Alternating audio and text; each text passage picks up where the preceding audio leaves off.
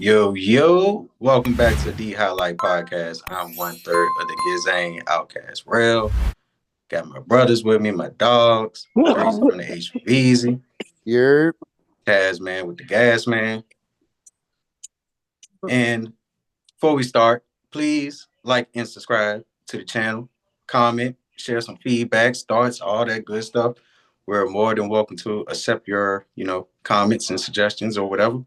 But yeah, you know, fuck with us, hit that like button, hit that subscribe button, and once again, free as a motherfucking bird. But other than that, here we are once again, round motherfucking three. And I've been waiting on this shit. I asked for it. I'm the one that was bumping my chest saying, I can't wait to see y'all niggas in the playoffs. And what did the good God did for us? Lord Jesus Christ. He done brought it to the motherfucking NFC championship. I don't know the last time the Commanders and Eagles played in a high level playoff game. It might have been in the 40s or 50s or something like that. But this is a fucking special moment in time for our division, for I guess the NFC. And yeah, like we here. I'm turned for this one. Before we get into that, I'll just let you start because the Commanders also did something crazy by getting there. They defeated the number one seed, Detroit Lions. Back to throw, protected, deep out, Williams, Jameson Williams has a connection up to the 48. Sees Gibbs, he's wide open, no one there. First down, Gibbs makes the cut. They will, left side, Gibbs, touchdown, Detroit. I'ma stick to the mission statement. Fuck it, let's get it paid. Somebody love it, hate it, no matter the situation. Why? Everybody rich is someone who got nothing. And everybody's broke, but the spirit of funds and miracles tell a lie. And that'll cover the flow. The flow's covered by God. Told my city, hold on, the weather throwing me go. From Mississippi to Cross State, shine before alone. Everyone ain't raised me, I'm ready to stay get high. Heavyweight in the close, but niggas making shit up. They rewriting it, but every bit is fighting it. Ever since I gave the first pass of Nikes, I was swimming with the anacondas and where the vice is. When you good money, the industry wants siphon it. Spent 2 years smoking loud, being frightened. Def Jam cold, I'm like, yeah, nigga, in coverage, and you just can't get him on the ground. Runs through one tackle, Joseph tries to take the angle, but McCord's got too much. Again, lets it fly high. It's intercepted, picked off by Quan Martin. Martin with some blocks, inside the 20, still going. Martin, pick six. Just got to drive Laporte to the ball. Instead, he gets greedy. Like I said, you feel when you're down. And when you throw high balls over the middle of zone coverage, you're asking for trouble. Little trickery, Jameson Williams, he's like they Flintstones up on my tiptoes. Gets it.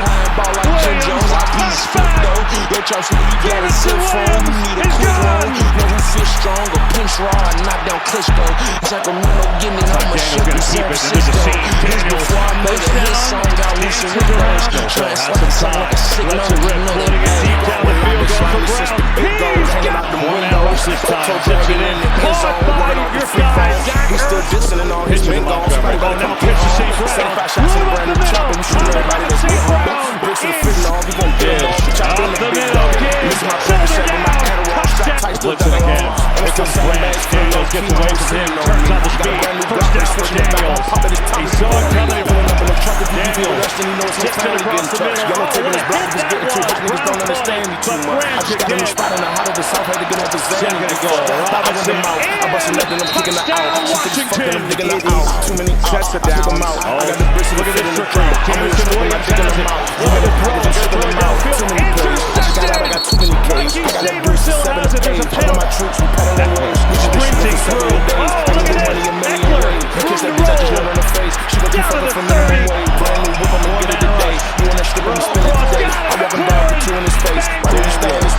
Cross. Got it. Got some hoes, third and 10. She touch the toes, I One man rush. It's Cobb. don't know the Middle. you got the drink, I see my location. I know who can't, so I'm gonna take. I am what you ain't, you just And gotta face. Washington will be going to the NFC Championship for the Spectacular fashion and commanding fashion. So I definitely give y'all props on that because a lot of people probably didn't see that coming. So, if you want to start with, your victory speech, Yeah, last week, goddamn it, I want to fine, I want to happy, I want to goddamn pressed on us beating them. I thought we was gonna lose, to be honest with you. So I ain't even gonna come in here like saying that I'm this whole season has just been like a blur for me, like because like I never expected us to be in this position, bro. And this is coming from a diehard Redskins fan that like has been, living with just accepting the bare minimum with the Redskins for like decades. So like just to even be here is crazy. We gave them 4 or 5 turnovers, and we still beat them. Like, and like we forced 4 picks, I believe. I think Jared Goff threw 3, and the fucking we got one out the wide receiver. James and So Williams. yeah, Jameson. I don't know that. I think he just fucking panicked. He shouldn't even have threw it. He should have just threw it away. But like, yeah, like that monster of a fucking run. Like their run game, our run game, Brian with Brian Robinson. Like, bro, that shit was a recipe. Like we were getting like chunks and chunks of yardage every fucking time he ran. Like it's just kudos to fucking Jaden Daniels, bro. He doesn't turn the ball over, bro. Like he doesn't turn the ball over. He doesn't make mistakes where you have to correct him. So it's like that aura he has. Like I've been using the word aura for a minute, but like it's like his confidence level is not diminishing because he doesn't make mistakes. So and we're going into the Eagles this week. They lost their best defensive player, arguably their best defensive player in the Kobe Dean. They lost him. He's out. So it's going to put a lot of pressure. Now, the Eagles have a good offensive line and the rushing. That's now if we can like minimize Saquon Barkley's effectiveness and make them a passing team, then we might have a better chance at beating them. I don't think the Eagles want to get into, and I'm not saying because the Eagles are on 11-game win streak, 10-game win streak. So but I don't think it's in the best interest for the Eagles to want to go score for score with the Commanders because we can put up points. We can very much put up points. You just seen what we did to the Lions. So it's like, and they were scoring too. So I'm not saying our defense is like, the best defense in the world, but like, can you really see Saquon? I can see Saquon going for like, he's such a prolific running back, bro. I can see him going for like 180 and 2 tuds, 1 receiving. I can see him doing that. But like, if we're scoring 2, can Saquon, you know, 32 carries, 187 yards, uh, 9 catches out the backfield for like 60 some yards? That's a dominant ass game. But is that enough? Is 3 scoring touchdowns from Saquon enough to beat the Commanders? Because if Jaden is not turning the ball over, and if we are playing like we played last week, it's gonna be very hard to beat us. And I'm not gloating. I'm just saying it's gonna for any team that we would have been up against this week. I feel like it would have been hard for them to beat us. I feel like, and this is new. This is a new feeling. I feel like people want to see the Commanders in the Super Bowl. I don't know where that love has came from. No bullshit. I don't know where that love has came from. But like I'm seeing fans. Shit, Rob just said the other day that he'd rather see the Commanders.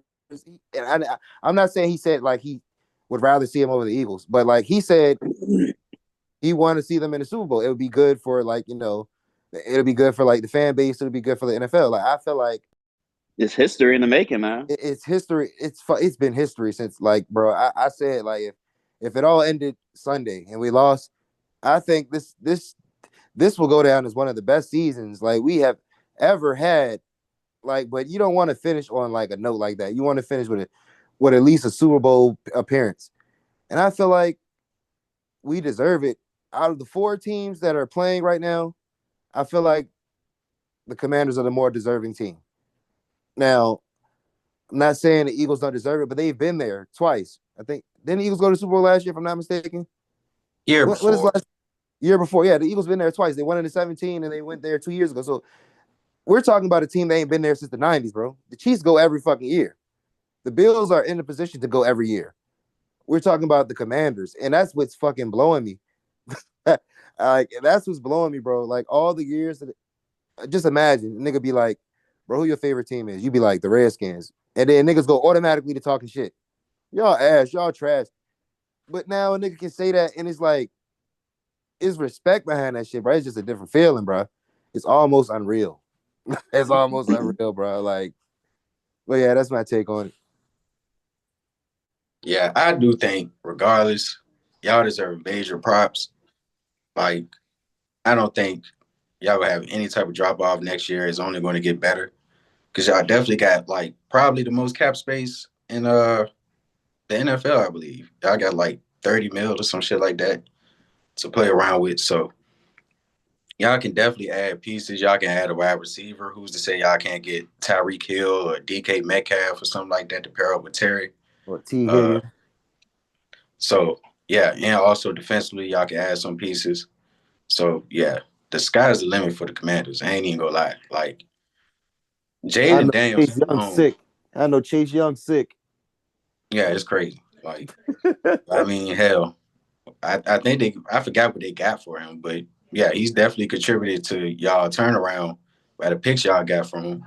Yeah. But yeah, as far as y'all future, again, Jaden Daniels by himself is a motherfucking problem. He is a motherfucking problem. I called him baby Randall Cunningham coming into the season. That motherfucker look like Randall Cunningham. Fuck the baby. Like, but not only that, but just the foundation y'all built. Again, Rob always bring up y'all getting Magic Johnson and Bob Myers in that office, that front office, and just them bringing a winning mentality just changed everything for y'all. I don't know what the fuck was said, but they said the right things to boost up y'all morale, and you know that just shows you like you need winners in your corner. Yeah, in your circle. Yeah, even if it's And not particular. I told y'all about that too, man. I said go Bob Myers and actually turned y'all up for real now.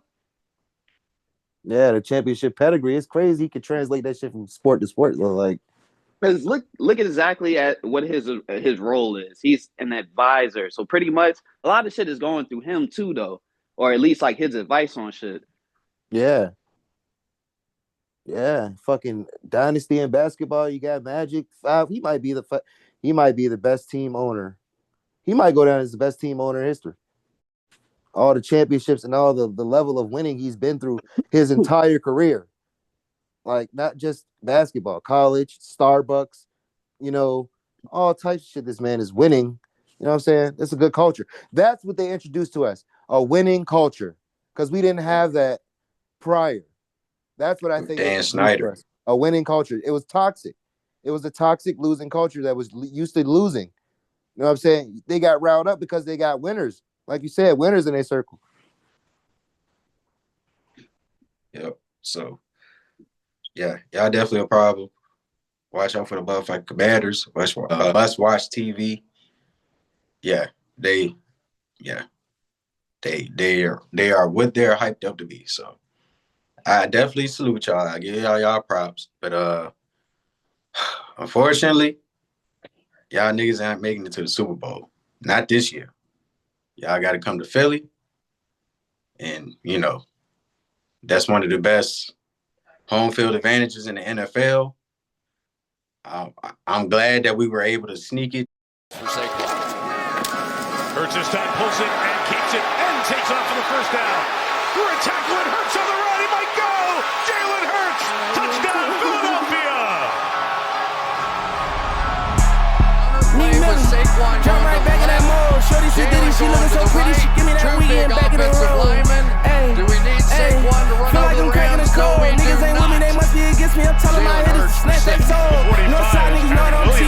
Niggas talk that shit when I leave. I can't got 10 with a drum. If nigga want smoke, I turn I beat. It's chillin' on bro, I need. Too fat for the whole high speed. On the grand, do a plug for the pick. If you put on that shit and you having this cheese. Give me a shot and get another one. Give me a dot and get my brother one. I make it hot. Soon as the summer come, I make it hot. I'm at the top. I am not one of them. I got a Glock. Came with a drum and I'm switch to the box. Niggas can run from the minute, go fuck, fuck, fuck. What is he on? Whatever he want. What is he doing? Whatever he want. Take a right to the store, do whatever you want. Hey, I turn my hood when I was down to the same go. Got one all the bitch get still when I got one. Now I won. Yeah. She wanna stand on business. business. I'm about to boost this little bitch stock, get cut on cameras with us. Pull up and fuck these niggas back up, got Maybach Phantoms with us. Plan we fucking these niggas back up, got ladders, hammers with us. They drift back to pass, pressure into the end zone. That's a safety. Aaron Williams lost the football. It's loose. The Eagles have it. It's into the hands of Isaiah Rodgers. Down the sideline, Rodgers. Got a lot of hit records, several flicks on TV. When I was pressing up them CDs, all did not believe me. Hit the pressure, go to Louis, then I stopped in Enos. Then I sped off in the Easy. This did not come easy. Freedom Thinkers Apparel, I learned a lot from Easy. When I was locked up on room, I learned a lot from E.T. Rolled the dice, I did it ACDC. Did it Vegas, nice with framing beans. There was a house, I'm glad to see me. Was making bags at a stowaway house. Had to fight through the confusion, had to shoot our way out. Shout out to all the women holding lead in their blouse. The street life is an illusion, this a better way out. Yeah.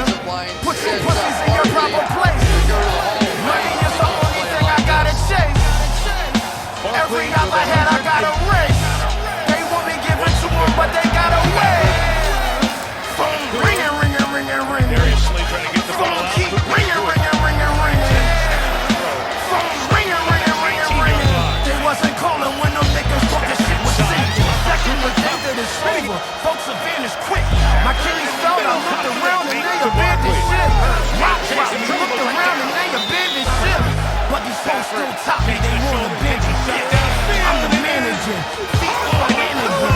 New kitten, we eating lamb again. Spot me in the lamb again. Deep or cardigan, we did it before all of them. In Seattle, with Lito at the Sheraton. They grown men embarrassing. My soul's gonna keep ringing cause they want me to carry barbarian. At the NFC Championship game. So, you know, even though we didn't finish the season with the number 1 seed, we still got home field advantage. And I think that's going to pay enough dividends for us to get by. Maybe not get by, but definitely get enough plays to work for us to separate from y'all, because y'all are going to get some scores. Me personally, I think we can neutralize that run game to a degree. Now, Jaden Daniels, Mr. 4th and down, that's the shit we got to worry about. Them motherfucking plays where, you know, we do our job on defense, but then this motherfucker just take off, and not only does he take off, he hit a little move and get like a good 16 yards. That shit, we're going to have to stop. Now, y'all defensive coordinator, he just sent out the first warning shot, and he said, you know, if the Eagles want to run Jalen Hurts, we're going to treat him as a running back when you get out that pocket. He's going to run the ball, and if the coordinator makes a decision for him to run the ball, we're going to treat him like a running back, and we're going to hit him that way. You know, so that's their decision if they want to get him hit the way that he gets hit. If they don't, they'll keep him in the pocket. That's that warning shot. That's the one right there. That's the one that set it off, and now both teams on notice. So I feel like as far as us, we already wanted to smoke with y'all after that L we took. I believe it's AJ Brown saying we want to see y'all in the playoffs, or can't wait to see y'all in the playoffs. Some of y'all players been saying the same thing. So, you know, the smoke been brewing, is ready to be fired. And yeah, like if we can neutralize y'all run defense, if we can actually hit Jaden Daniels and send a message there, I'm not sure if it's snowing, but I believe it's gonna be cold as a bitch. So them hits go hurt. And it might be some turnovers on both sides too. If it's too cold and, you know, niggas can't get a hold of the ball for real, it could be some turnovers. It could be some interceptions where, you know, a wide out or a receiver don't catch the ball and you just tip in the air and somebody make a play or whatever. It could be those type of games. But I think our defense, we've been collecting a lot of turnovers. Not a lot, but I think we got 5 turnovers in the last 2 games, 3 picks, 2 fumbles, I believe. I feel like we can keep that going. You said Nakobe Dean is arguably our best defensive player. I disagree. I think he's like our 8th, 9th, because we got Jalen Carter, who is a lot of people are saying might be the most dominant defensive tackle in the league. And he making an argument for that shit. He had a nice couple plays. He got a sack. He had a nice defensive stand against Kyron Williams. I think it was he punched the ball out. So he had a little fumble. He had a sack at the end of the game that was real crucial. And, you know, I don't know if y'all know about his past. He came from Georgia. He was part of that, Georgia dynasty where they won 2 championships and stuff like that. After the game, the story where it was a car accident, somebody died, that involved him. So because of that, his draft stock fell, and we snuck him at 8th. If it wasn't for that accident, he might have been the first pick of that draft. So we were able to luck up on a possible generational talent at that defensive tackle. And I think he's going to show that for sure. I think y'all have an injury at right guard. Cosby. So we definitely can get in them trenches if that's going to survey as a weakness. Also, another Georgia Bulldog, Nolan Smith, he's been on fire. I think he had like 8 sacks in his last 9 games or something like that. He's been impactful in the playoffs too. So I expect him to make an impact. Our secondary, we got Quinyon Mitchell back. He was out for most of the game with a shoulder injury, but it might just be a grade 2 stinger. So he's going to play, and we definitely need him against De'Ami Brown, who had like 90 yards again, back-to-back games. That nigga's just balling the fuck out, making plays left to right, and complimenting Scary Terry well. But we definitely need Quinyon Mitchell to guard either Scary or De'Ami. Slay, he's turning the clock. As far as his play, he looking like he 27 out there, motherfucker. Making plays on the Kua Puka a couple good times, like in the clutch too. Like, so Slay's been productive. CJ's been productive. Trying to think who else. Everybody just been solid. Even though we lost N'Kobe Dean, his replacement, I forgot bro first name, but Burke. Yeah, he made a crucial play at the line of scrimmage.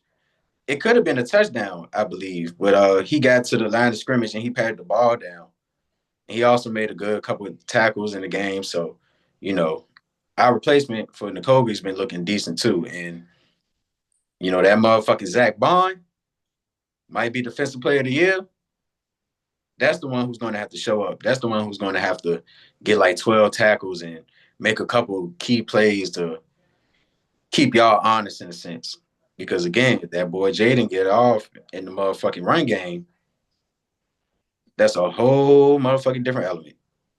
But, yeah, just to wrap this up, I feel like our defense is going to be the answer to this game.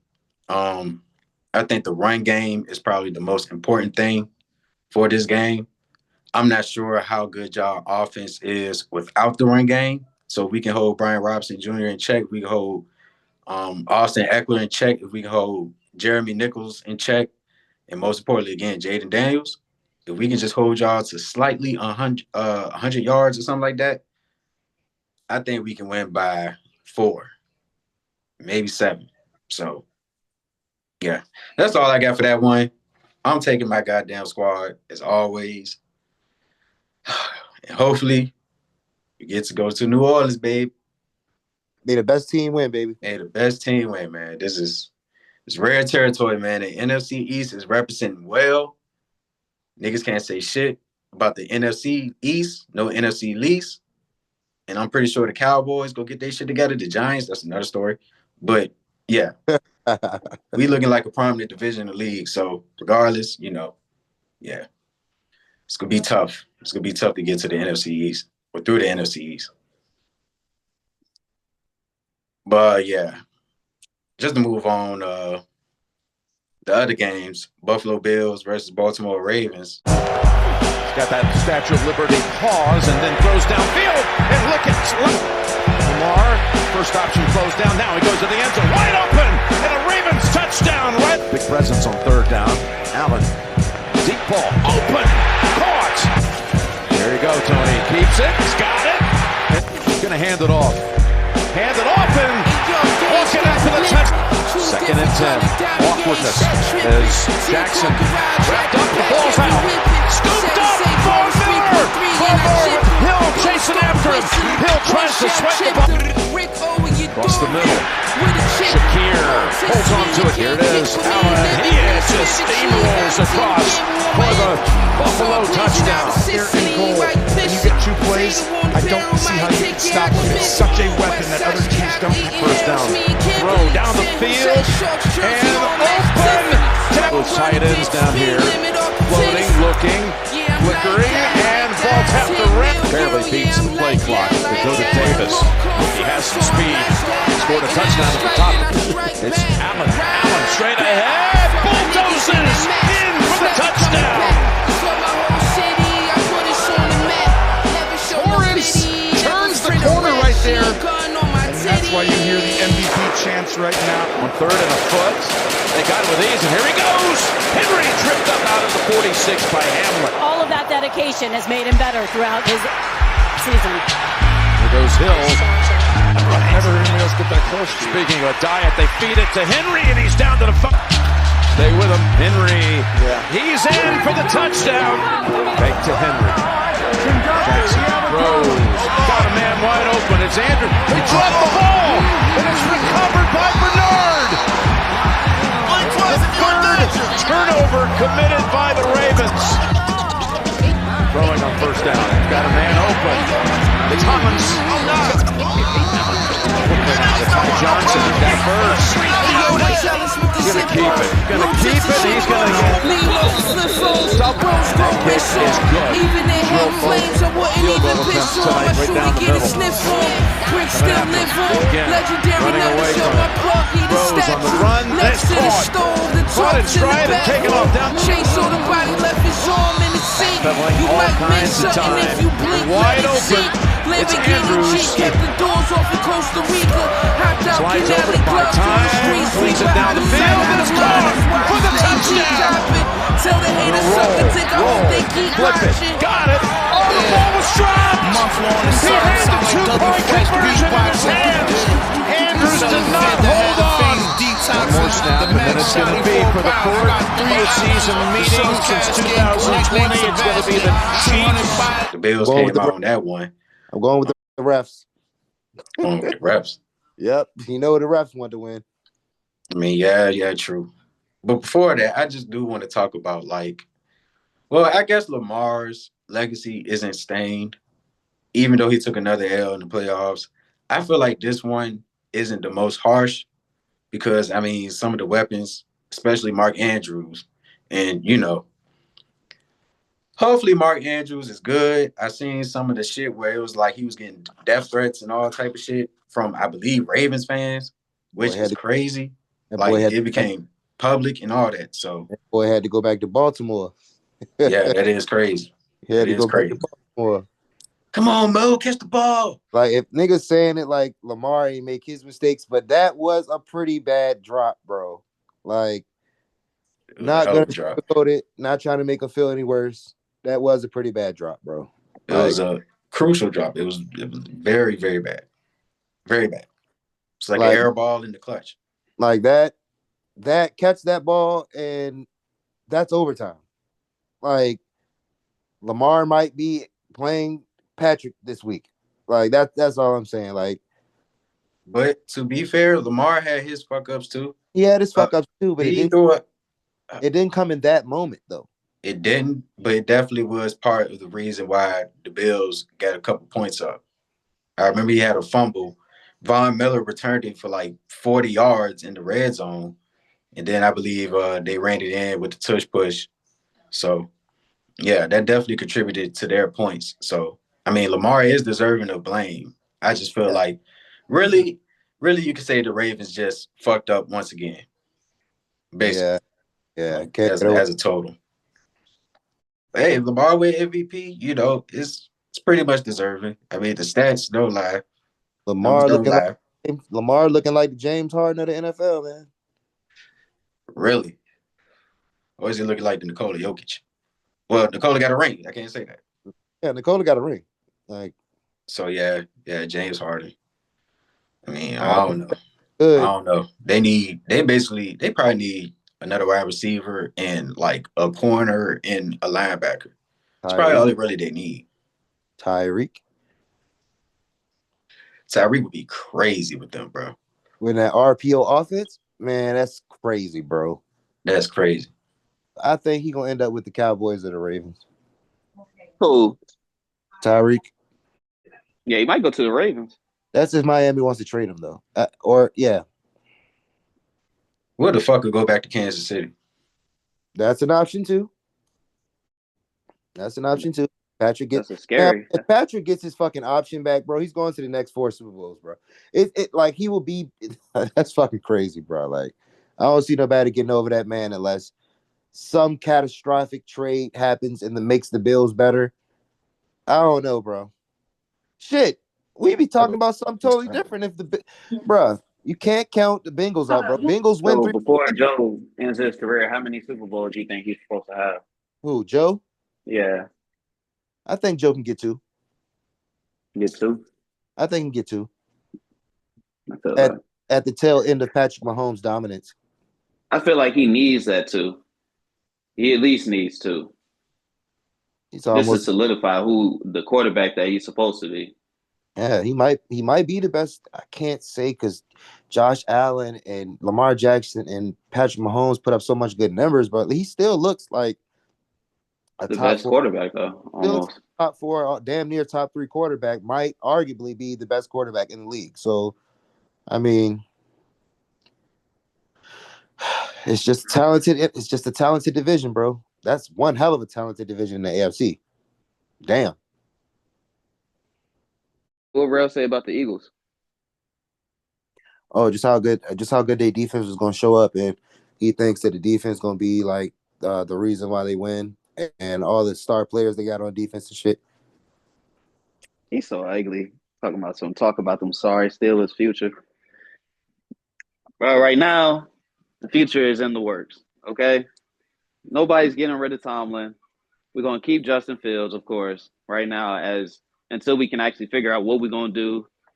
Whether we're gonna just develop him as our quarterback, or we just gonna sit there and go fishing for something else, and he can use like we can use him as like trade value basically. But No other than bullshit. that, bro, I think he right should be. now, all I can tell you about the Steelers' future is that we just need some receivers and some discipline with Pickens, basically. No bullshit. That's it. Stick with stick with y'all quarterback now. Ain't nothing wrong with him. That's what I say. Yeah, and I mean, yeah, ain't nothing wrong with them. Shit, for real, we should have been adjusted. Well, made that adjustment, yeah, after when we went on basically like a 2-3 game losing streak for real. But I mean, at that point, it was late in the season, and you're going against like the top teams, basically, like in your division, and and in the NFL. Like, Y'all schedule got crazy the last couple games. Like, yeah, yeah. So it was just like, I mean, shit. It's like you might as well just keep rocking with Russ, just because he's been there the whole time. Even though Justin only had like the beginning of the season, you still don't want to just throw him out there, and then next thing you know, things go to shit even more. But I think at that point, it was just like, all right, you might as well just try the nigga out, just because, like, I mean, look at what's happening. We ain't got nothing going on for ourselves as far as even like the run game. As far as even like the passing game, if we can focus on pretty much setting up like a different offense where we actually have our quarterback having some rushing yards instead of Russ sitting there in the pocket throwing damn near a pick or out of bounds, basically, might have more success. And it it might might actually be free it success. up to the point where Yeah, we can actually throw the ball a little bit more or throw the ball better. no bullshit. Them play actions will start working better. Yeah. I mean, so for real, we just fucked up at that. I mean, for real, we probably could have made a better run with Justin Fields at this point when you really look at it. But I don't think the offensive coordinator pretty much had everything set for like Justin, to be honest. Like, To thrive type shit. yeah. Yeah, they so in love with your boy. He was throwing 300-yard games and 200-yard games, 3 TDs. They got to love that air offense, knowing that goddamn he could goddamn see. I feel like he could have stretched some plays and made some plays. Whereas Russ was kept forcing it, trying to force completions and shit. I think he could have made more plays with his legs, Mm-hmm. even though he's not as accurate. But like I mean, shit, you already in the playoffs. Shit, you might as well try anything to win. Like, who knows? Yeah, man, it's just all fell to shit, basically. It's a fucking rivalry game. Y'all should have tried something. But we still not far off, man. I mean, we got minor tweaks that we can make. I feel that way too. Like y'all, like a couple players away from actually being, what y'all supposed to be.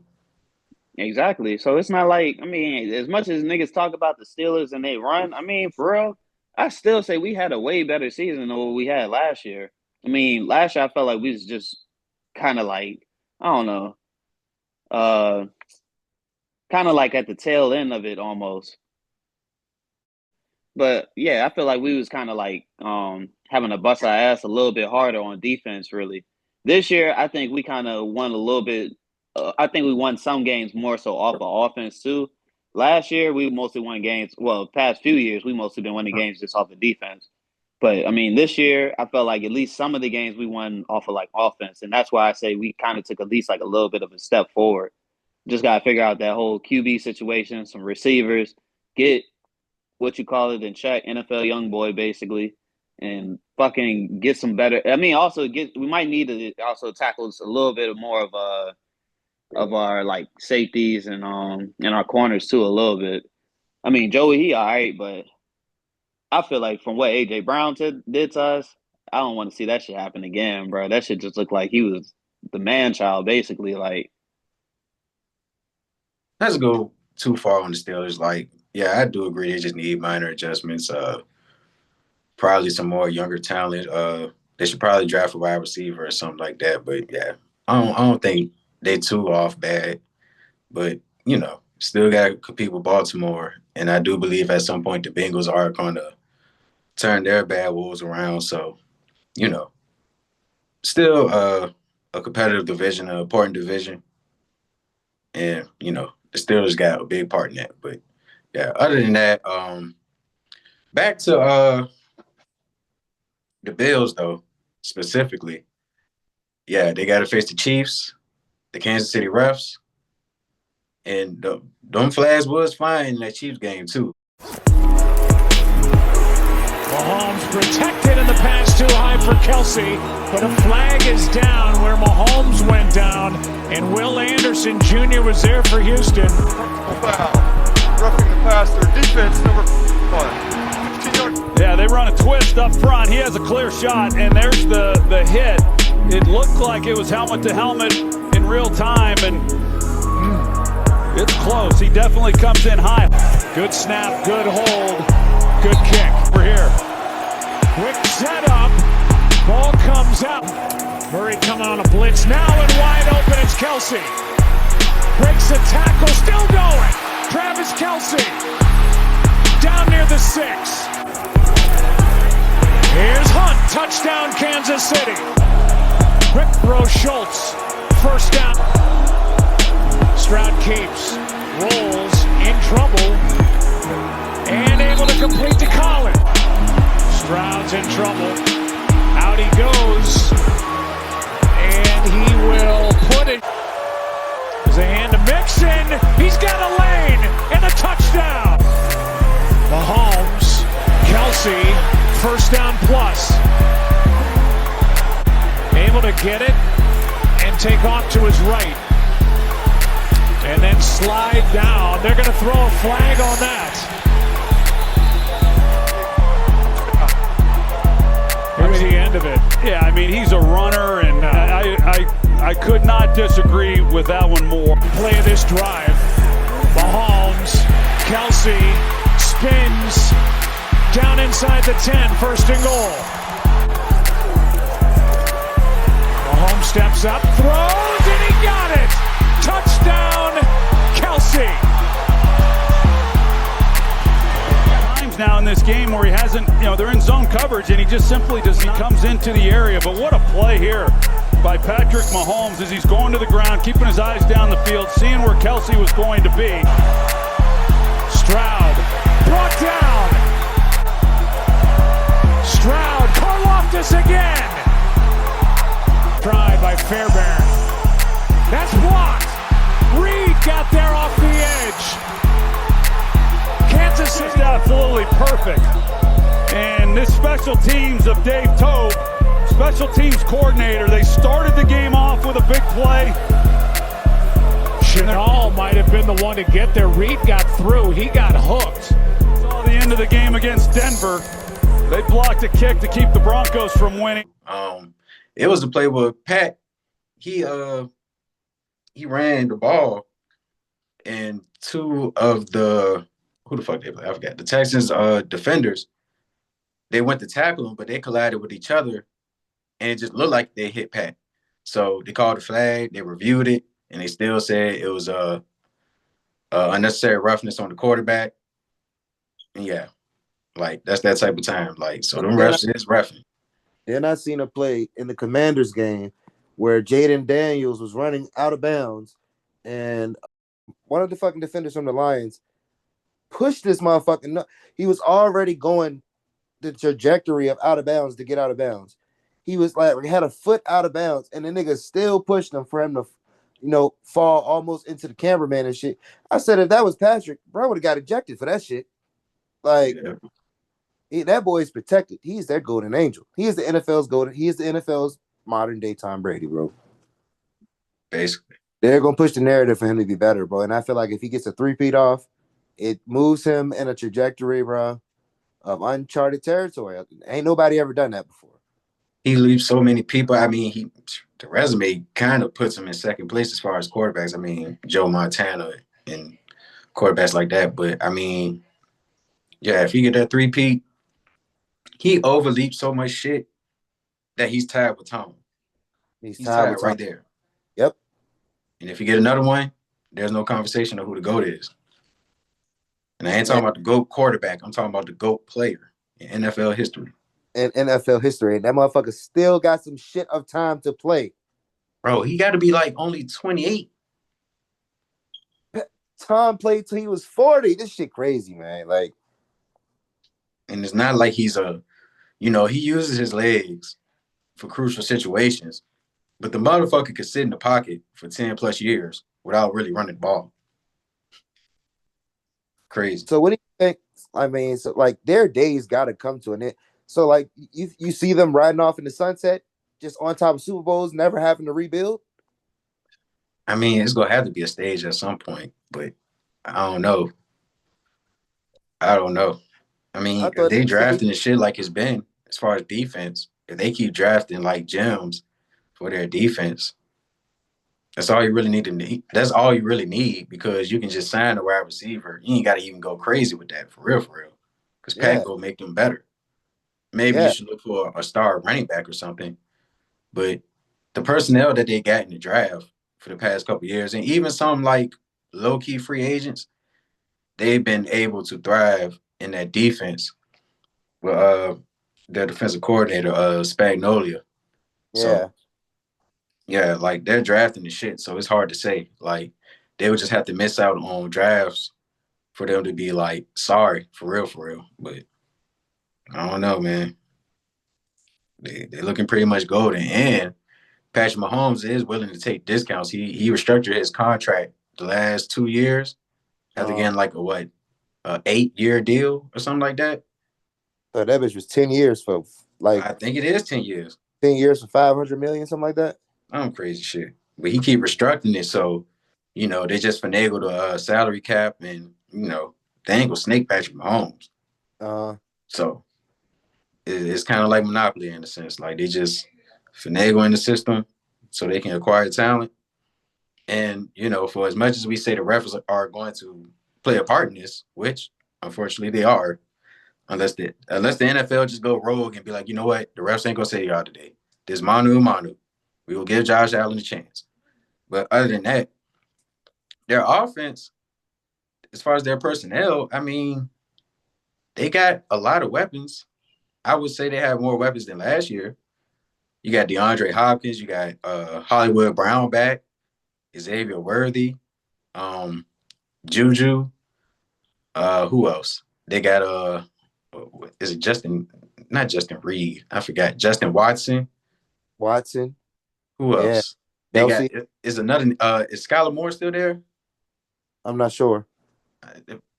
But point is, like, they got a lot of motherfucking weapons. The run game is decent, I guess. Kareem Hunt and Isaiah Pacheco. If Isaiah Pacheco get it going, that opens a whole nother dimension for that offense. And lastly, somebody had to find a youth in their system with Travis Kelce getting 119 yards against a tough Texas defense. They don't have a scrub defense, in my opinion. And he was basically just carving them the fuck up. So, if they get him rolling with Noah Gray, yeah, that offense could go crazy. The offense could go crazy. Go crazy, but somehow they only end up scoring 20 points. I mean, it is crazy, but it would be the game where, like, if they wanted to send a message, they'll just mud stomp Buffalo by putting up like 30 plus on them.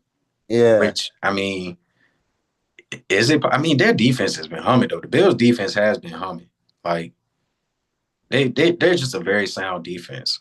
But it's Patrick Mahomes we're talking about. Like, this is the best we've seen in a long minute. So outside of Tom Brady, but yeah. Yeah, outside of Tom Brady, I don't even think this dude is like even pushing his prime yet.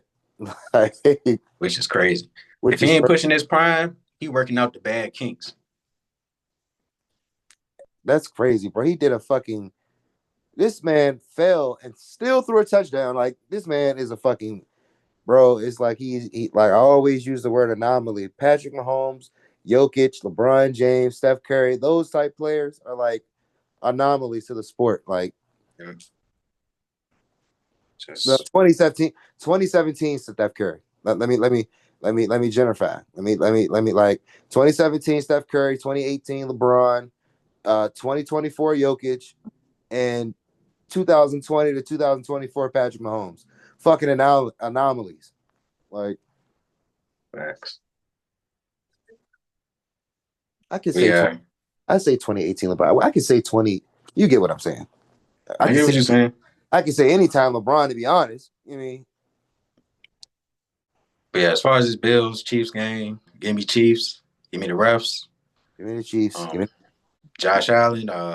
Maybe you can pull off an offset, but I don't know. I'm going Bills. I'm going Bills, baby. Okay. Are you confident to put money on it? I mean, a little bit, but I'm donate to FanDuel before I donate to any one of y'all. No, that's what I'm saying. Oh, yeah.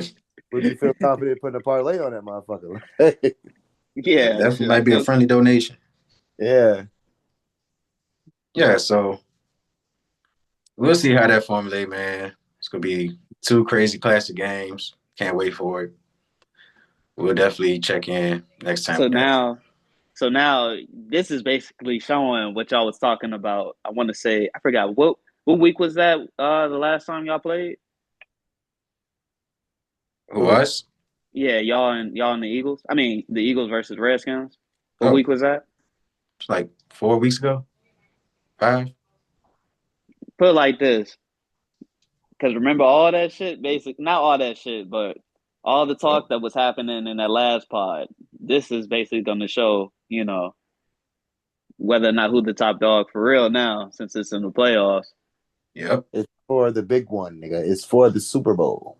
That means it ain't no excuses as far as like injuries or this nigga got hurt. We lost because of this nigga got hurt and we had to throw in the ass nigga from the Steelers. Yeah, that's all he was saying last time. Nigga, if somebody get hurt this time, accept it, nigga. Yeah, it's the playoffs. I'm there with you. It's the playoffs. It's for 1 game, for all the marbles. Ain't no coming back. So you got to empty out the tank. We had Kenny Pickett. Playing. I mean, it's a fact. So thank you for stating the fact. He's still on that hill, but he's still on that hill. It is a fact. I can't dispute a fact, and I don't think y'all can either.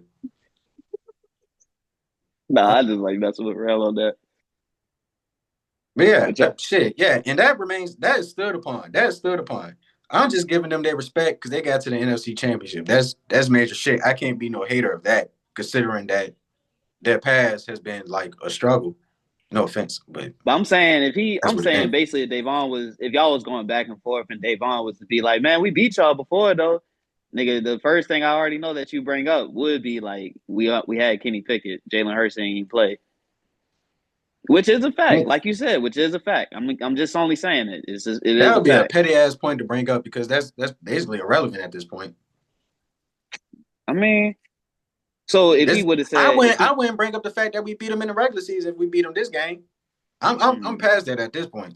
I'm talking about before this game, though. Well, before it even happens. That's what I'm past this saying. point. But yeah, after this game, of course, shit, it's bragging rights for either one of y'all right now.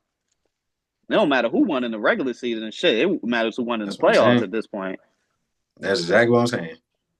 Yeah, I've been waiting for it. No, I feel you. I think both sides been waiting for it. So you did say that too, though. You said you hope you play the Redskins in the playoffs. He did say I that. prayed for it. So I'm good with it. I love it. Now here we go. Shit, what time y'all play? Y'all got the first game, don't it? 3:00.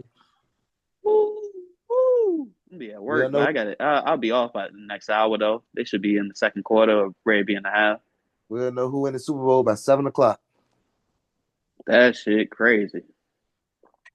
That shit crazy, dog. Right around the corner. Can't wait. We'll see who get that bragging rights. Yeah, man. Next week on the pod, y'all check it out. See who gets bragging rights, Breezy or Real Beezy. But make sure before you speak, make sure if your team is in the playoffs or even had a fucking win in the playoffs, if your team on the couch, stay on that motherfucking couch in the child's place. You the one who keep bringing up the Steelers. I wasn't even gonna say nothing about them on the pod. You're the one who keep bringing them up. I just thought it was a relevant conversation. I mean, it's not. We've been out the playoffs, what, for the past 2 weeks now? Well, I think y'all important in that division. Nigga, no, we're irrelevant at this point. Like, the only thing that we can talk about, of the Steelers is whether or not we're gonna fire Mike Tomlin or not. That's a pretty. And I mean, that's even, and then right there, I already know that's a stretch, and they're not about to fire that man. Like, niggas said they getting tired of mediocrity, man. Bruh, but I even said not too long ago that it's not mediocrity because we still had like a better season than what we had last season. Like right now, you can obviously see like the little tweaks and shit. And even if he was on the hot seat right now, I'm pretty sure that's exactly what he's telling them right now. Like if we only had like a few more of these if we only could fix like a few more of these tweaks right here and there, then I guarantee you we at least will have I can guarantee you at least like another playoff win. Then right then and there, you can take my job. Give Mike Tomlin another season, and then basically, if it is still mediocrity, then you fire him. You let him go. Yeah, you talking about the Steelers now? The Steelers don't fire coaches. Nigga gotta die. I mean, we don't. That's why I said right now it looks bad just because for the past few seasons we've been losing at least in the first round, and we haven't won a playoff. We haven't won a playoff game. When the last time y'all won a playoff game? Like 2017? I don't even think we won one in 2017. I don't want to say the last time y'all won the playoff game is when y'all won the Super Bowl. That's too damn far. I know that ain't true. I gotta look. We'll revisit that another time. We all right, Rob, you're right. We ain't got to talk about the Steelers too much. I ain't gonna throw too much shade. Before we move on, I do want to throw shade to the Detroit Lions and the Minnesota Vikings, though. Hell, you can throw Green Bay and you can throw the Bears in there for having an epic collapse. The NFC North definitely deserves the fucking donkey of the year for them motherfucking performance. I told you what the Vikings was. I already told you what the Vikings was. Yeah, I mean, I think we kind of all knew, to be honest. I didn't think it was going to be so soon.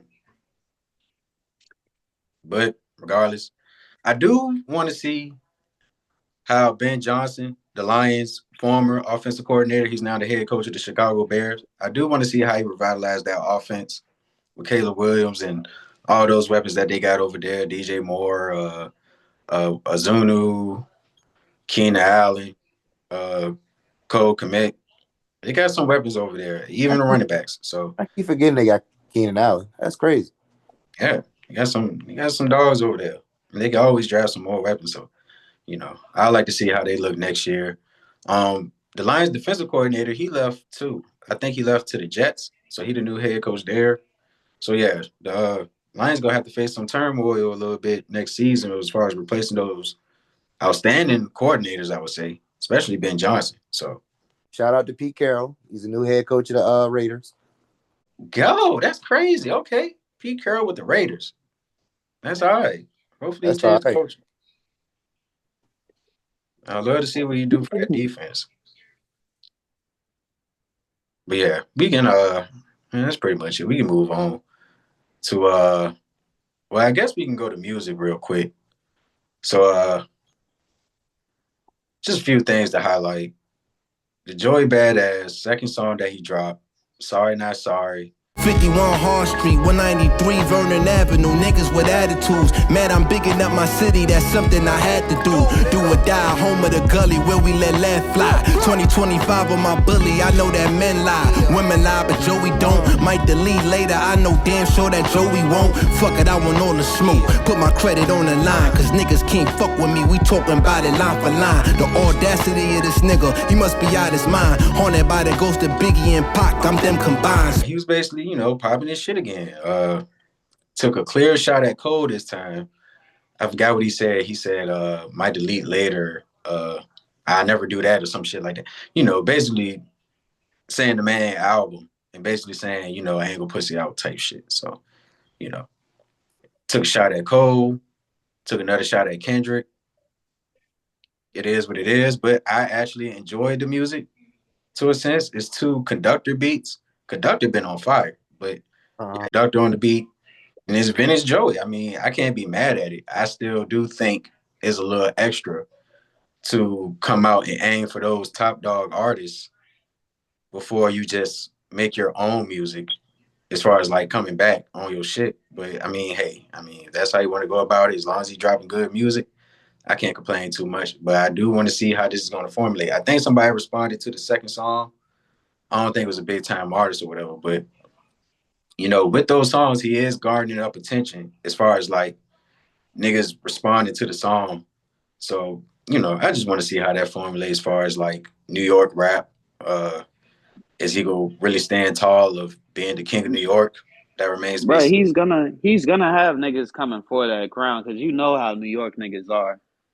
I think all Griselda is like, and not all of them, but like, I guess the big three. Conway, Benny, Westside Gun.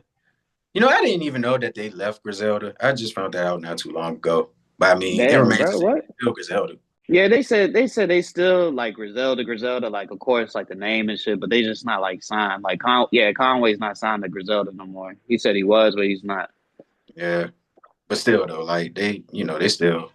I heard a couple songs they dropped not too long ago. Your boy Stove guy, he dropped, I think he dropped the album or he's ready to drop an album. All right, dog, man. I mean, I fuck with a lot of their music for real, though. I mean, it's just that you got to get in the sense of mind when you want to hear that kind of shit, though. Like, yeah, because with that kind of shit, you actually listening to like all the lyricism and the wordplay and all that other shit too. You gotta get on your gully with that. Yeah, the metaphors and shit. You be like, oh, you be sitting there thinking about that metaphor, like, damn, what are you talking about?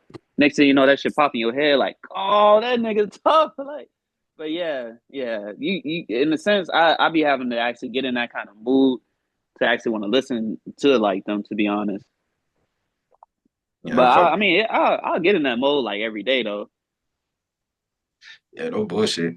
I listen to Ray B's every day, so they definitely got something that you can listen to every day. But when you go down that catalog, you be ready to throw a New York Fitted on, the brim be past your eyebrows. Shit, Larry Jones dropped his shit too, so I gotta check his shit out too. The girls that make bad choices.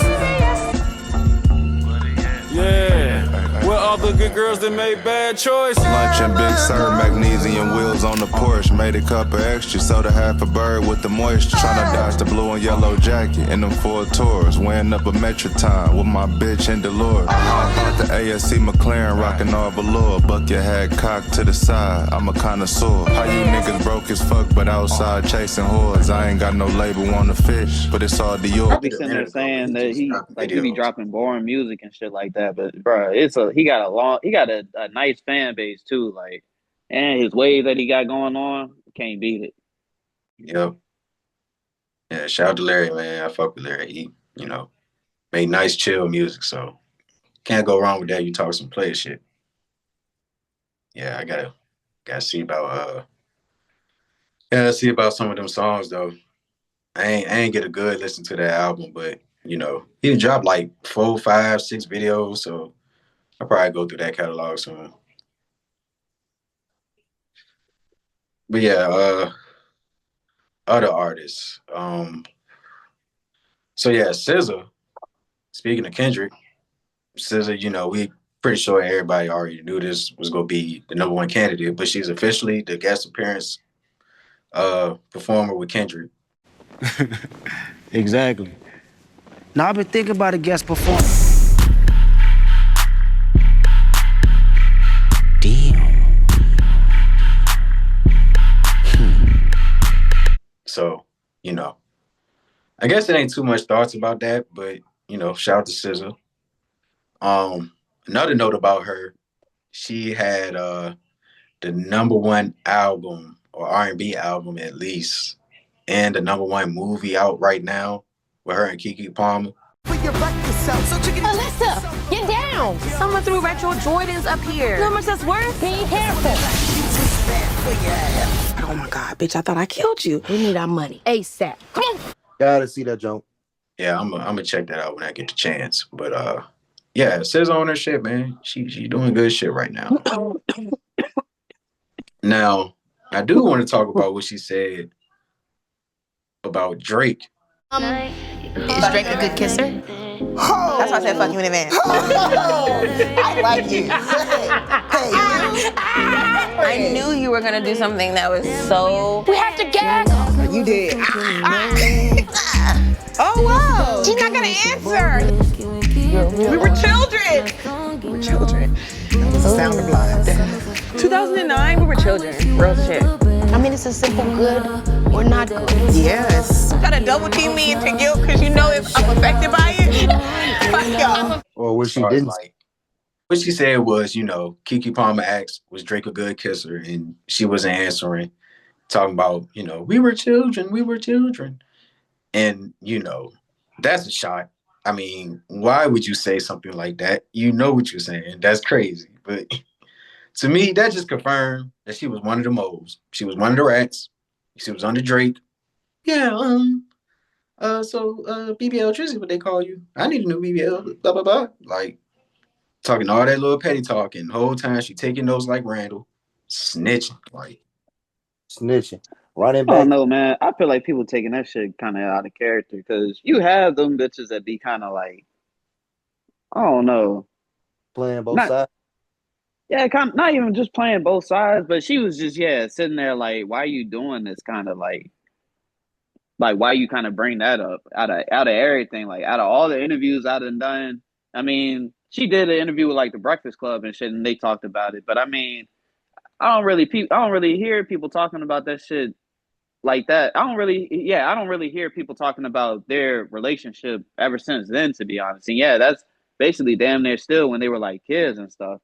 And then now to bring up that shit now during the whole like beef and all that, knowing she's kind of like cool with both of them, you kind of just put in her like in that kind of like difficult situation, just for her to sit there and say, "Oh yeah, he was such a good kisser," or "Nah, he was a bad kisser," and all that. Like, bro, SZA was insecure back then, I think too, of her like body and all that. That's why she looked she was like kind of looking. She was looking different than what she looked now. That was it. Exactly. So she would probably be like, I mean, really, in her mind, she probably was sitting there like, I was so ugly. Like, for the kiss was probably like bad just because I wasn't feeling myself, to be honest. Like, he might be was a good kisser, but I wasn't a good kisser myself or some shit. Like, the girls be having so much shit going on in their head, bro. It ain't no telling what, for real. So, in that sense, it was just the whole fact of why did you even ask me that kind of question? I don't even feel like asking that. That's kind of like uncomfortable to even ask me some shit like that. Like, we were children. Like, why are you asking me this? Like, they was giggling like they was giggling like they was making fun though. I mean, you're on a podcast or something or some shit with your homegirl, basically. Like, you ain't gonna sit there and kirk out of nowhere, basically. Like, yeah, you're right. Bro, it'd be so much shit where you be having. Why do you think NBA players and NFL players, basically athletes, have to go through a whole like speech class kind of just to know exactly what to say to the media though, and don't fuck up basically. media training and shit. Yeah.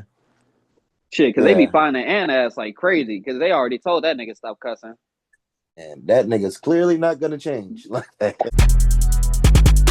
fucking terrible. Yeah, all of them. Besides the woman. Yeah, but the other two dudes, terrible. Excuses, the reason they call a foul, the reason they don't call a foul, the shit was terrible. They don't want to talk back to my coach. They don't want to talk back to me. I said one thing to the ref, and he gave me a tech. Motherfucker told one of my teammates, if I would have said y'all calling the bad foul, he wouldn't have gave me a tech.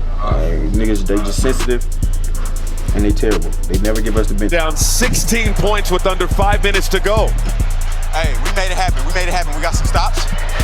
We made some big shots, and we made a big shot at the end right there. Well, take us through that big shot Man, at the end. All I knew was the play was for Drew to go 14, small pick and roll. Once he picked it up, I mean, who else? I gotta go get it. Shit. And Kill found me. He cut me off. I'm like, shit, I'm going for the win. Like Gilbert Arenas said, I don't do overtime, so fuck it. You can tell by his demeanor though. Like why would you want to stop that? That shit is in his soul, bro. Like, yeah, that's exactly in his character. Like, bro, he be saying what? Like, what the fuck? I mean, I forgot what he be saying. Like, but you can tell like how he talked. That's like his lingo, though. His lingo. That's his whole persona. Like, yeah, bro, from Atlanta, Georgia. What you want? Some shit that's less authentic. Like, come on now. Gotta stop catering to all this shit where it's like kids and stuff. Like, kids don't care about this cussing shit, to be honest, and they gonna end up doing this shit anyway.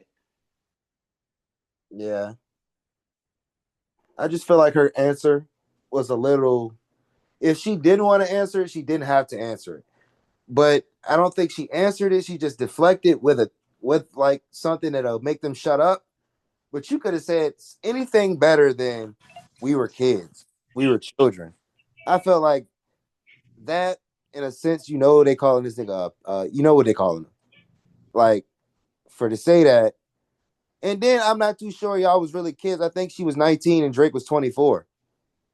Like, so you got somebody in the comments saying, well, she's still 19. She's still a teen. That's the shit I hate. Like, that, like, people saying that's typical of Drake type shit, date somebody that young.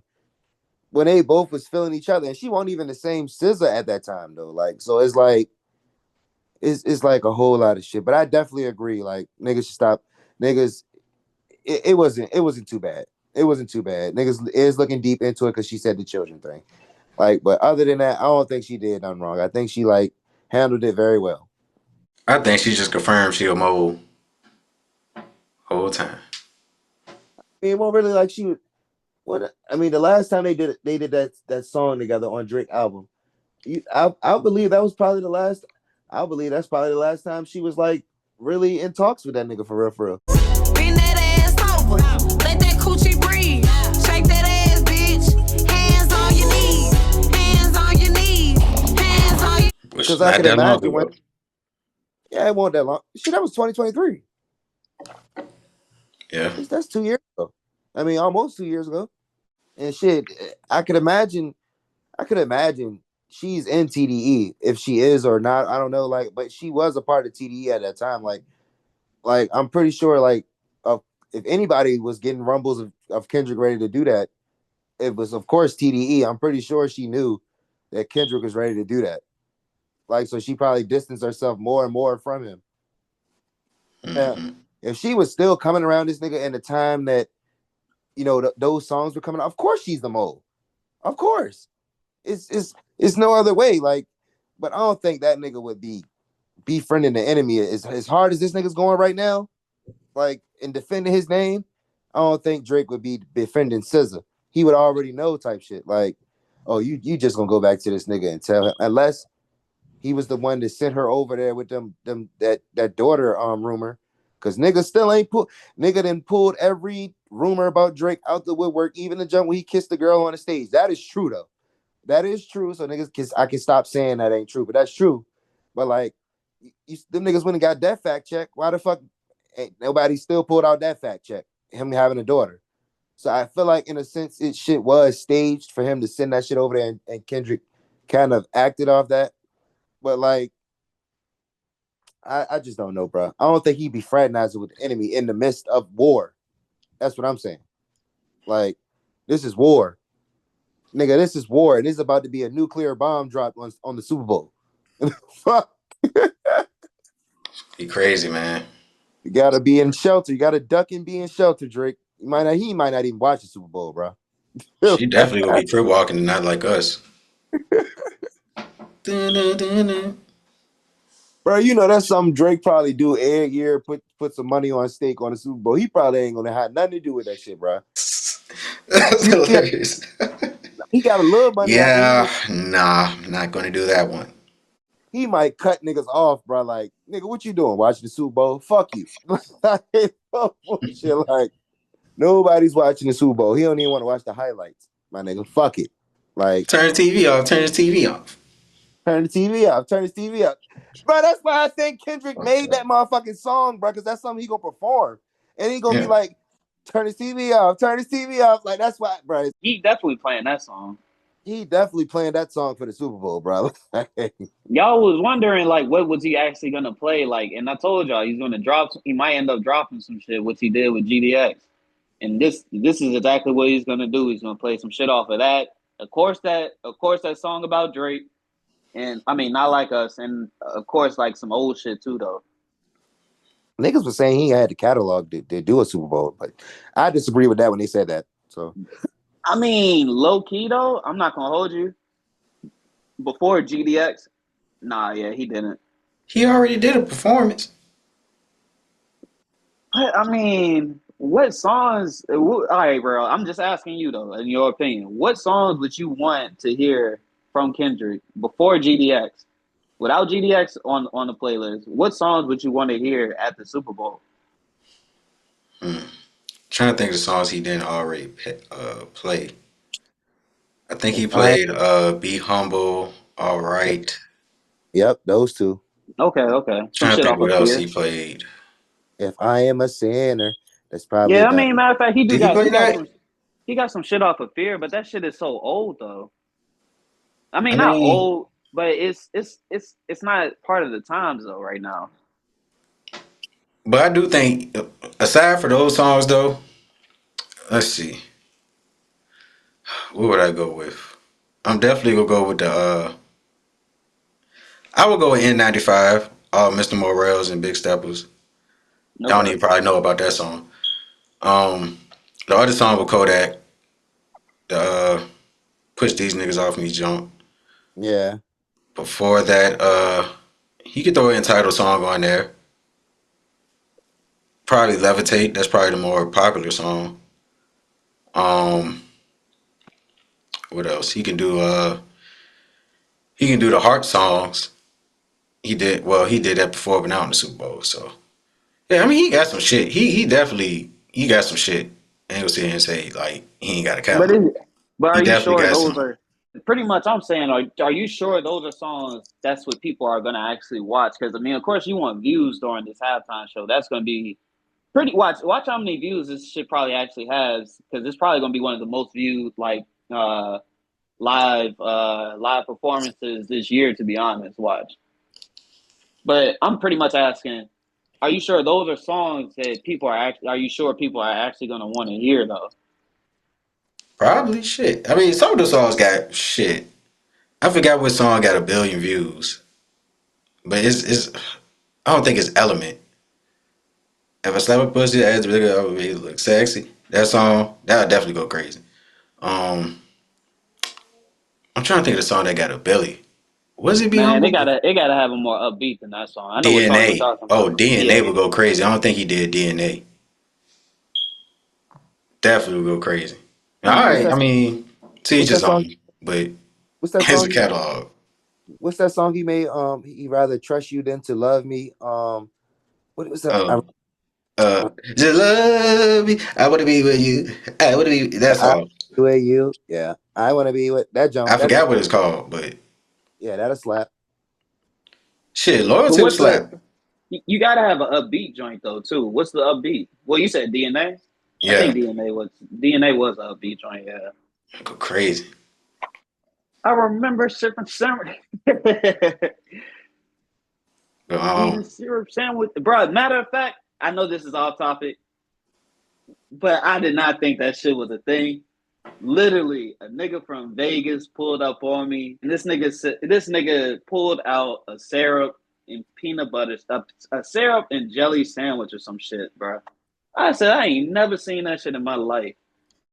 A syrup like maple syrup? Yes, like a syrup sandwich. A You say it was just syrup?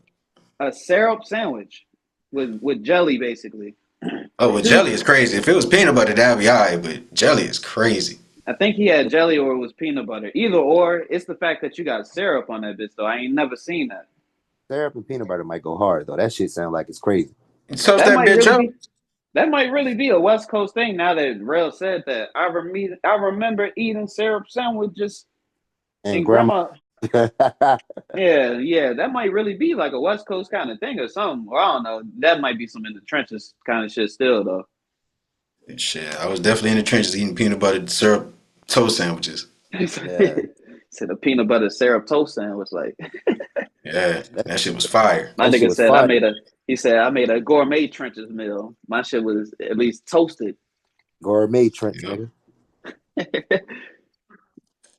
Yeah, right down the street from your parts, nigga.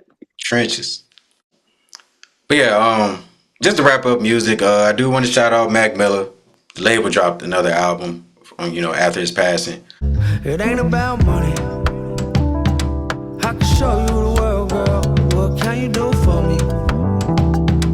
We can take a vacation, go somewhere in the country. Turn the radio on, hear my song saying, my favorite song saying. She don't know, she slept through the future, missed it was yesterday. So we right back where we started, she still trying to get away. Girl, you wasting my time.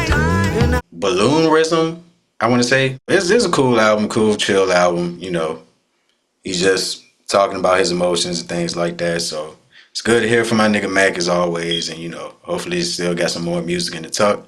I would like to hear some of them collab albums that people were talking about with, I think, him and Absol or maybe Schoolboy Q or Vince Staples. I think it's some collab albums in the works too. So, I can't wait to hear those projects. And also, Future announced that he dropping a mixtape soon. So, Future at it again early in the season. So we'll see if he have another MVP run. But, I love to see who the features are going to be. He might drop some shit where it's just him, but I'd love to see some features. Like, I'd love to see some Atlanta shit, And I even love to see Drake on the song if possible. But, long shot, but who the fuck knows? I would say Lil Baby and Thug will be on there. I think Lil Baby and Future supposed to be dropping a mixtape too. I don't think that's the same mixtape. So 2 projects for them that they're dropping. So yeah. That should have slapped. He do need to do just like a collab album with somebody for real though. Last joint he had was with Drake. Yeah. I think that should overdue. What a time to be alive too overdue. Definitely. Man, they do that shit, bro. Oh my goodness. Woo! Right now in the turmoil, that would go crazy. That would really cook up some, bro. Fucking Future fucking around and join Drake's side. Like what? Like we used to be hotboxing to that song. Well, to that whole album. Well, mixtape album, whatever that shit was. That motherfucking album to me. Fuck all that. Digital Dash. That shit as a mixtape, and then they turned it into an album or some shit, bro. Yeah. And that was at the prime of their careers. Both of them was in their primes.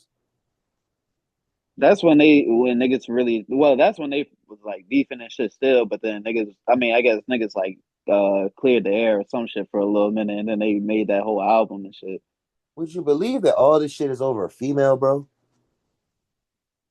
Like I don't want to believe that, but that's what they saying, bro. Like, bro, I feel like it's just all media, bro. It's just all to just push sales.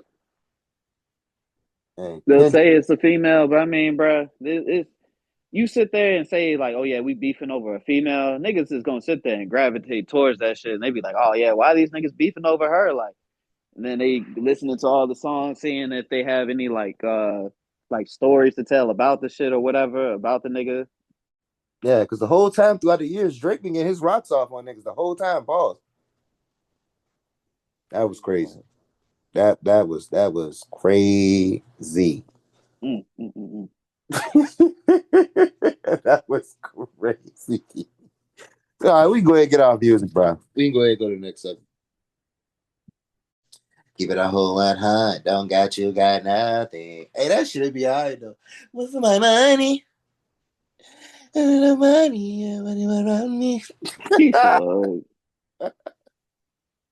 Damn, that's crazy. So what y'all think gonna be the trade, bro? Because right What? now, niggas is on the chopping block. Man, shit. I'm trying to see what's going on with Jimmy for real, for real. It'll be so funny if this nigga end up in Washington, bro. That'll be so funny, bro. He ain't gonna end up in Washington, bro. That's not gonna happen. They is building that whole rapport of, well, not rapport, but they is building up the whole trade and shit right now, bro. If they saying it's gonna be like 4 or 5 different teams all involved, like, I just want to know who's about to get the short end of the stick. It's not going to be Bradley because he's not going to waive his no trade clause to go to a bum ass team. Basically, that's what Yeah. he's saying. That's why he said, "I'm not going to Miami because y'all going to basically sit there and give me like no chance of winning anything at this point." Like, I think we can bet. I think we can count on the two focal points. I think Jimmy's going to end in Phoenix, and I think Bill is going to end up on one of those three teams. I just want to know the other pieces that's going to be involved, and like you said, which other player is going to take the short end of the stick? Which other player is going to go to a losing franchise? Because somebody's going to lose out. Like, yeah, and you got to think. I know they're not just going to do mano a mano. I know they're just not going to trade Jimmy straight out for Bradley. I figure you could get Bradley and something else. Like, and I figure the Suns could get Jimmy and something else. Maybe Jimmy and Terry. Because they do need a backup point guard after Tyus Jones. So Jimmy, they already got Nick Richards, who's been fucking balling. Like, so like, yep. They get Terry Rozier or Duncan Robinson. Duncan Robinson's contract is massive. So like, it's like you get Terry Rozier and you get Jimmy. He waives his. He doesn't waive his no trade clause or however he does. It goes to Miami, and there's 5 other teams involved.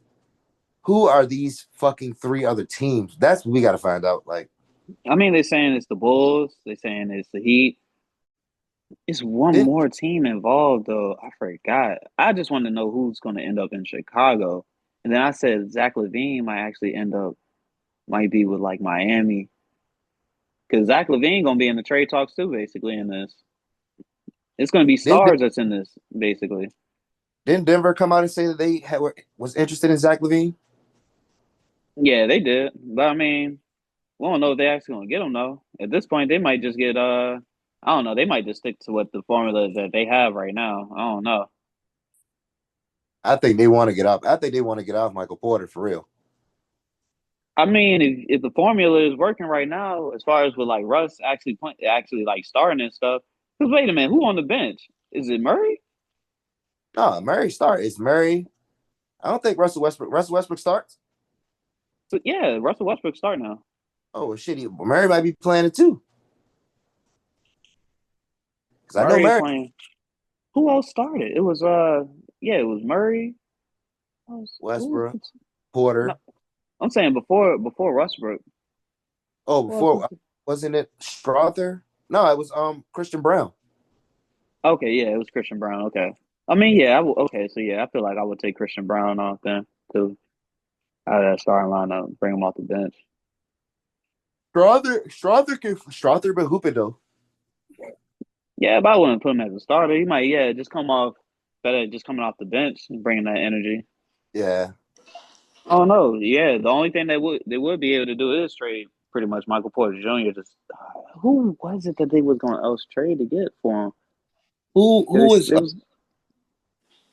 So was hey Ray, was it Denver? Was Denver looking at Bradley and Zach LaVine, or was it just Zach LaVine? I want to say at least Zach LaVine. Okay. Yeah, they was just looking at Zach. Yeah, I don't think I heard anything else. Shit, that should have been one of Jimmy landing spots too, though. Who Jimmy say he went? Who did what was his preferred landing spots? Jimmy's. I forgot, but he definitely said one of them cannot be Memphis. He said one of them cannot be Memphis. Yeah, one of them cannot be Memphis. Damn, he said like Memphis. Sorry, they be good with him. Yeah, it'd probably actually be a better fit for him a little bit too, though. Shit, Ja, Jimmy, Jaren, and Zeddy. Is that Edie? You know, Desmond Bain he's gone. He's going to Miami. Yeah, I send him off to Miami too. But can Desmond Bain and Tyler Hero play on the same court? I mean, is Tyler Hero going to be the so Desmond Bain pretty much going to move to the 3 pretty much. He's been playing the 3 all along, so pretty sure. Yeah, I mean, yeah, him or Hero. I mean, most of the time now you see a lot of these small ball lineups anyway. So, Real, you got any good trade scenarios for the Jimmy Butler situation? His debacle? I mean, I guess I gotta go with the number one landing spot people saying with the Suns if they finagle a trade. I think Sean said it gotta probably be like 4, maybe 5 teams involved. So that's where it get tricky. Like the nigga said everybody but Memphis. I don't know why he wouldn't want to go to Memphis. I mean, I think that would be a good trade spot for Jimmy, but take Might that be off the the money list. situation too, though. Maybe so. But I mean, shit, I think Ja fucked up his extra money he could have got with the whole suspension and injuries or whatever. But Man, he gonna make that up. yeah, I want to win. His contract just started, so maybe like 3 years from now. But player Yeah, options, some shit. as long as he keeping his nose out of everything for real, or his gun in his pocket, he be all right. As long as he keep dunking on Wemby, he'll be all right. That hurt the Spurs tonight, and Morant. Well, that one didn't count.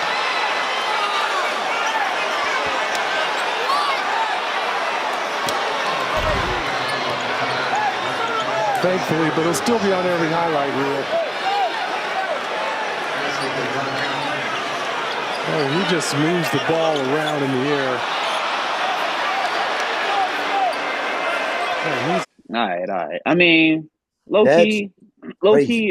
Yesterday, Tyrese Halliburton got a smooth dunk on him, and it's just all because he got caught. He caught him late. That's it. Man, It happens. He's a center. It's gonna happen. Nah, not like how Ja Morant baptized his ass. That shit ain't supposed to happen like that.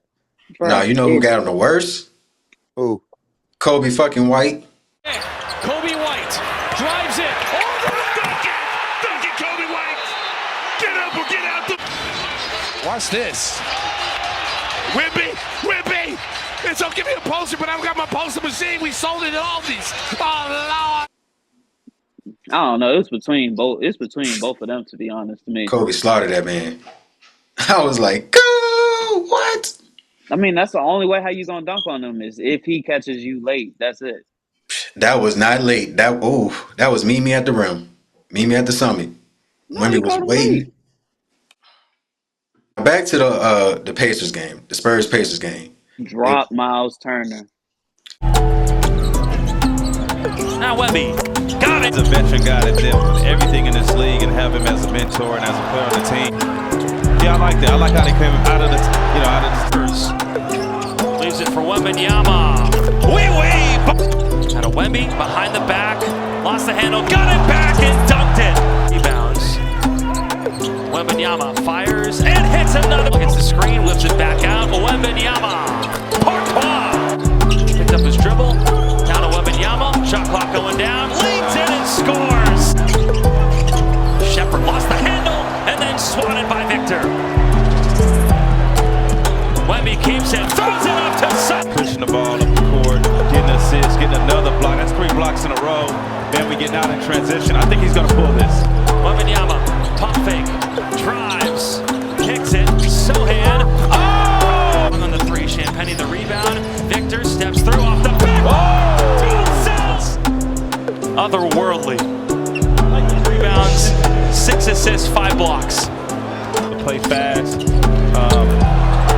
is Wemby's first game in Paris, 100th game. I knew he was gonna get 30 too. Yeah. Yeah, I put a lot of 25s. I put the over. He had 27.5 on his over. So everything was green with that nigga, bro. Bro, it's like as soon as they gave him the ball after tip off, bro, he went straight at it. I mean, he was fucking up a little bit, but then he slowed down because he was just like, all right, I ain't gonna sit there and get shot crazy or whatever just because I'm in Paris, basically. Yeah. But He was he kind of let the following game come to Vassell's him. lead. Vassell had like a smooth, Yeah, quick Vassell was 10 in the first quarter, I think. yeah, no, he was cooking. That's why I be trying to bet him too, because he has those. He can actually cook up. To be honest, like, well, he can actually at least have those games where he's having like 20 or something. Right now, his overs be at least like 15 or 17 or some shit. Yeah, it's low key a bargain, especially with Chris Paul. Him and Castle though, you got to Castle actually be having them 20-point games also sometimes when he be hitting. Sohan the sleeper. Yeah, that's true. He'll Sohan is fuck a sleeper around. too. He'll cover those rebound assist jumps. Mm-hmm. And I like their title. I like the chemistry him and Wemby got. Like they play off each other very well. It's like when women need a bailout, he'll throw like a little simple lob to Sohan. He always in a dunker spot. He be hitting his threes sometimes. So I think Sohan really compliment him, to be honest. Yeah, I mean that's why they tried him at point, but I mean I feel like him being at point, they ended up actually building that chemistry. Yeah. They You know, did that even with though Kawhi. They put him in the summer league and put him at point guard, and next thing you know, he developed like his game to be a 20-point scorer. Mm-hmm. So great formula. Wait, I never knew that. They put him at point guard? Yeah, it was in the summer league though. It was like I think right after the Miami series. No, probably his rookie year. Cause he won a championship his second year. It might have been it's around that time basically. When they wanted him to be the number one option. But yeah. Yeah, Pop is just one of them coaches, man. Speaking of Pop, is he back yet? Nah. Damn, man, he must be battling something serious, man. No, that man had I think they said a stroke or something. Yeah. Yeah. I mean, he's rehabilitating and all that. Well, rehabbing and all that. He'll be all right. But Like, think about it, man. That he's like, that man is like 70-some years old, bro. I mean, he's kept up with his health and everything, you know. But for some shit like that's gonna take some shit for him to like actually work on to get back to and stuff. He lost. That's pretty much losing like feeling in, I think like your face or some shit too, or in like your hands and everything. Like, yeah. So shit. Get well soon, Pops. It was last thing about that game though, I do want to say. In that third quarter, when he had like 3 blocks in a minute, could have had 4. They called a goaltending on the last one. But bro, that was crazy. Like, and then I think he hit a couple threes following that up, or at least making plays. I know he had like one little assist to I want to say Sohan, maybe for sale, one of them. But yeah, like that man had 3 blocks in 1 minute, just back to back to back, like just clamping shit. you saw his stat line, right? Yeah, and Stat line is that insane. you seen the accolade he got? Well, not it ain't like a total accolade, but you seen he tied with I think it's Joel Embiid with the most 30, 10, 5 assists, and 5 block games with 4. I mean, yeah, I ain't see that, but I mean, I talked about that too though before about pretty much he's gonna be having a lot of those games where he gets over 5, over 5 in each category. Yep.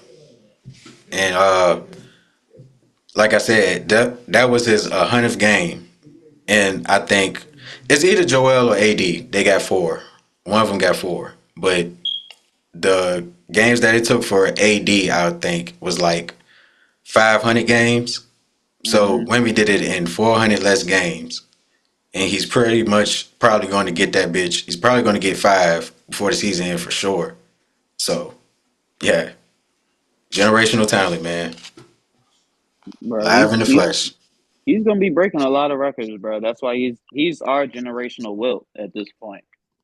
He might not be having like the same crazy stats just because of like how the league was back then compared to now, but he's still gonna have them games where it looks like Wilt numbers damn near, or he's gonna have those accolades where it's like Wilt. Like, I just hope he actually be more successful winning like championships, though, and not just going there and then losing. To be honest, I hope his first time going, he actually gets it.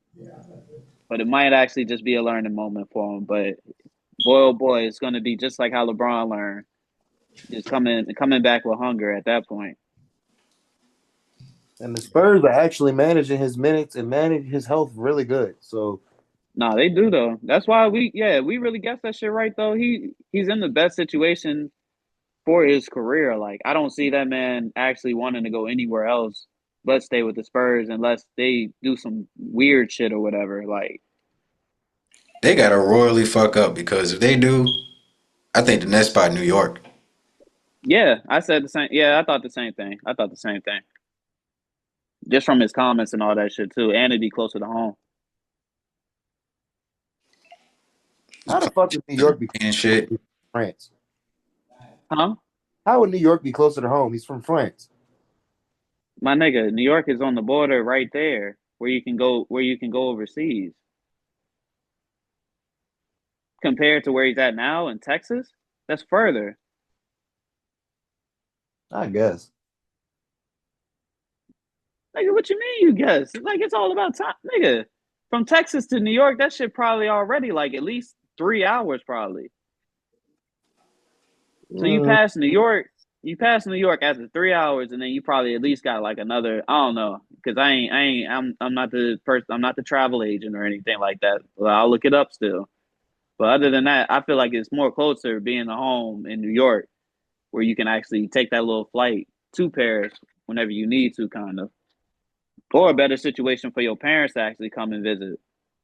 Yeah, better situation for his parents to come. Yeah. I don't think they living with him. I mean, he's probably away from his family and all that shit, bro. Like, they probably do come to his games and stuff. But I don't know. Well, never mind, bro. I ain't gonna go to talking about that because I don't know what that man's situation is like. I mean, you know, he got brothers and sisters and stuff, and they playing basketball, so I'm pretty sure the parents are there with him. Yeah.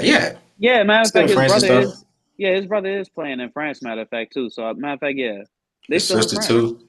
Yeah. She played in the 3-on-3 league for the Olympics. Is his brother any good? I mean, people saying he got promise.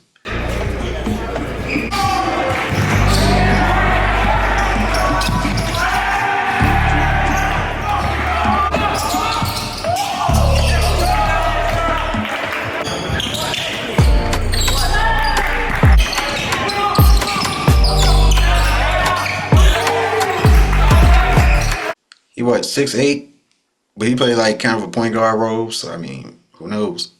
Okay. Maybe the next Boris Diaw type shit. I mean, if this man Wemby had a nigga like Tony Parker already working with him, then I mean, I'm pretty sure his brother gonna get the same kind of treatment, or probably even more, just because of like the role that he's gonna have. He'll probably actually get even better just from actually learning under Tony a little bit more. Yep, he the GM of all that shit, so he definitely gonna work with them prospects. Bro, I did not know this man had a music video, bro.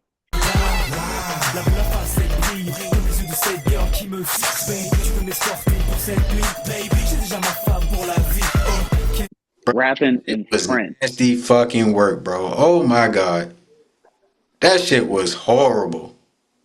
Who? Trash. Tony fucking Parker. You ain't see when I sent the video of his music video rapping, bro? Yeah, send that shit again. I gotta see that. Yeah, that shit terrible. He said that shit terrible. With that super headed word, my mother say. Cause I feel like he just at that point he just clowning us or some shit like that. That shit look like it's clowning culture a little bit. But I mean, it's just from what like bald head ass. You can tell that shit old though. This is recent or when he was younger or some shit? Nah, this is when he was younger. So I mean, of course, that was different times back then. It just looked like now, if he was to drop some shit like that, you'd be like, "Oh, nigga, nah, you look racist as fuck."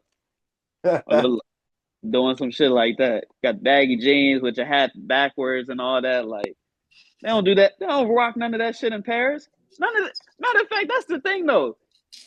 The shit that he had on, it don't look like Paris niggas rock that kind of shit or whatever. So it looked like he was dead ass just rocking some shit that he mostly seen in the US or whatever and thought it was cool. Like, they wear that Givenchy over there. Givenchy.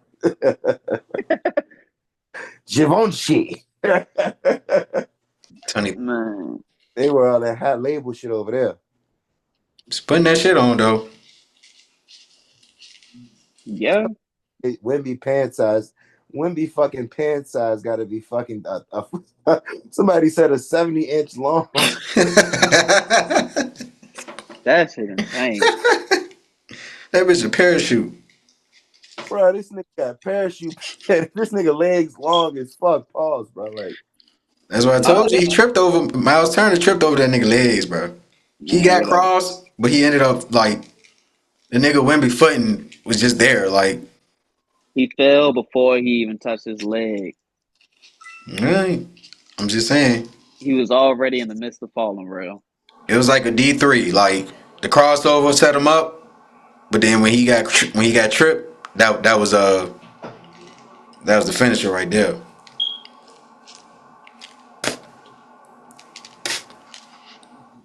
All right, but I mean, not we to can go go to too All Star far, now.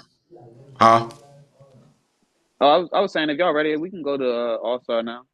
All right, so as far as the East, who's in the East and who's in the West? okay, so Jalen Brunson, Donovan Mitchell, Jason Tatum, Giannis, and the 5 was Cat. The West was Steph Curry, Shea, LeBron, Jokic, and who's the 5th? Jokic and Katie. Katie, yeah. Okay. And All I'm right, so like, we can start East first. Like as far as like what's y'all stance on that? Are y'all in agreement with like that starting 5? To be honest, it seems solid to me. I don't think nobody got For the East? for the yeah. East, I'm kind of shocked that 2 Knicks are all-stars, but Oh all-star my gosh. starters. All-star starters. Oh my gosh. I mean, Hater. Like how great is Jalen Brunson's year? Like, He can we looks say it's better than Trey Young's? this man just doesn't believe in efficiency or something. That's what it is. I mean, I feel like because the team is winning, he got the starting role, but we all know it could have been Trey Young or LaMelo Ball. The team is I winning mean, because of him. Like, what are you saying? Yeah, I'm just saying if the Hornets were in the same position as far as winning, Yes, LaMelo, LaMelo would have got it. Yes, you're right. You're right. but because they're not, it's Jalen's year. I still don't think he's better than Trey Young, but he can be the starter. He can be the starter. So I'm in agreement with the East. I just don't like the fact that it's 2 Knicks starters. Crazy. I mean, who are you gonna put? It's arguable that you can start Darius Garland. It's arguable that you can start Trey Young. It's arguable that you can start LaMelo. So I'm always gonna feel that one of those 3 players were snubbed, but I ain't got no problem with it. It's all right what it is. Now the West, that's a whole is it different. arguable you can start Damian Lillard? Nah, Nah, better than the 3-point guards I named. not from this season at least. I want to see how that cook up because he been balling of late. But I don't know. I don't know. I'm not gonna downplay my guy to be honest, because I actually like Damian Lillard.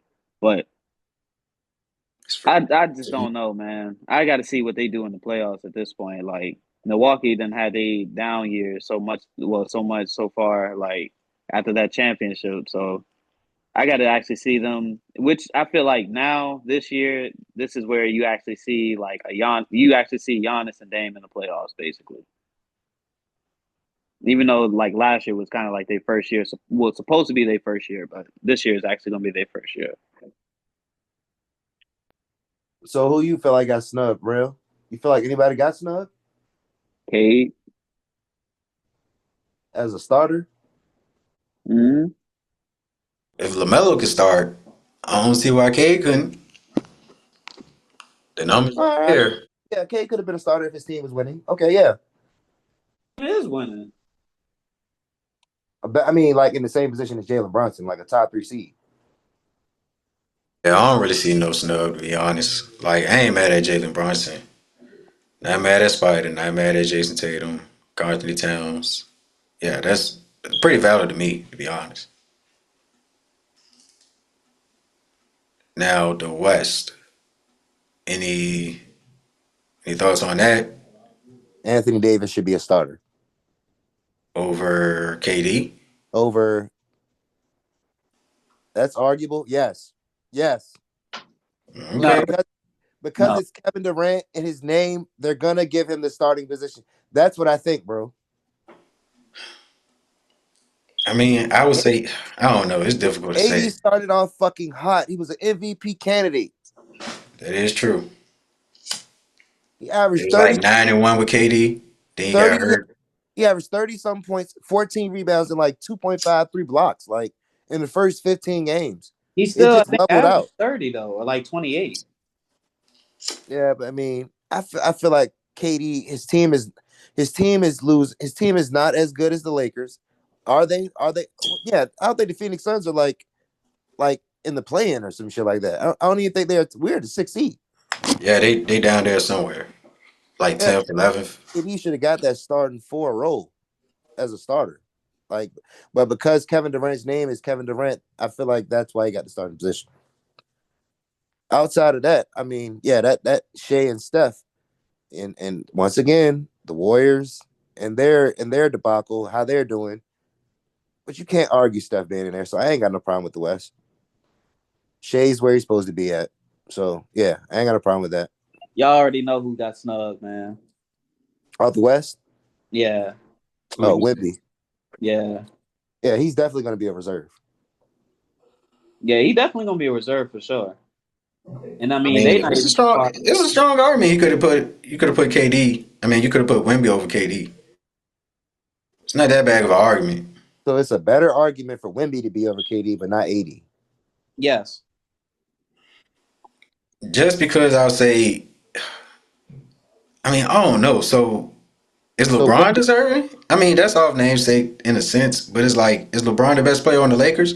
And first responders who are putting everything on the line. Beautiful move there by LeBron. Backing into Hauser. With that fadeaway, James coming off a triple-double here Tuesday against Washington. 9th of the season.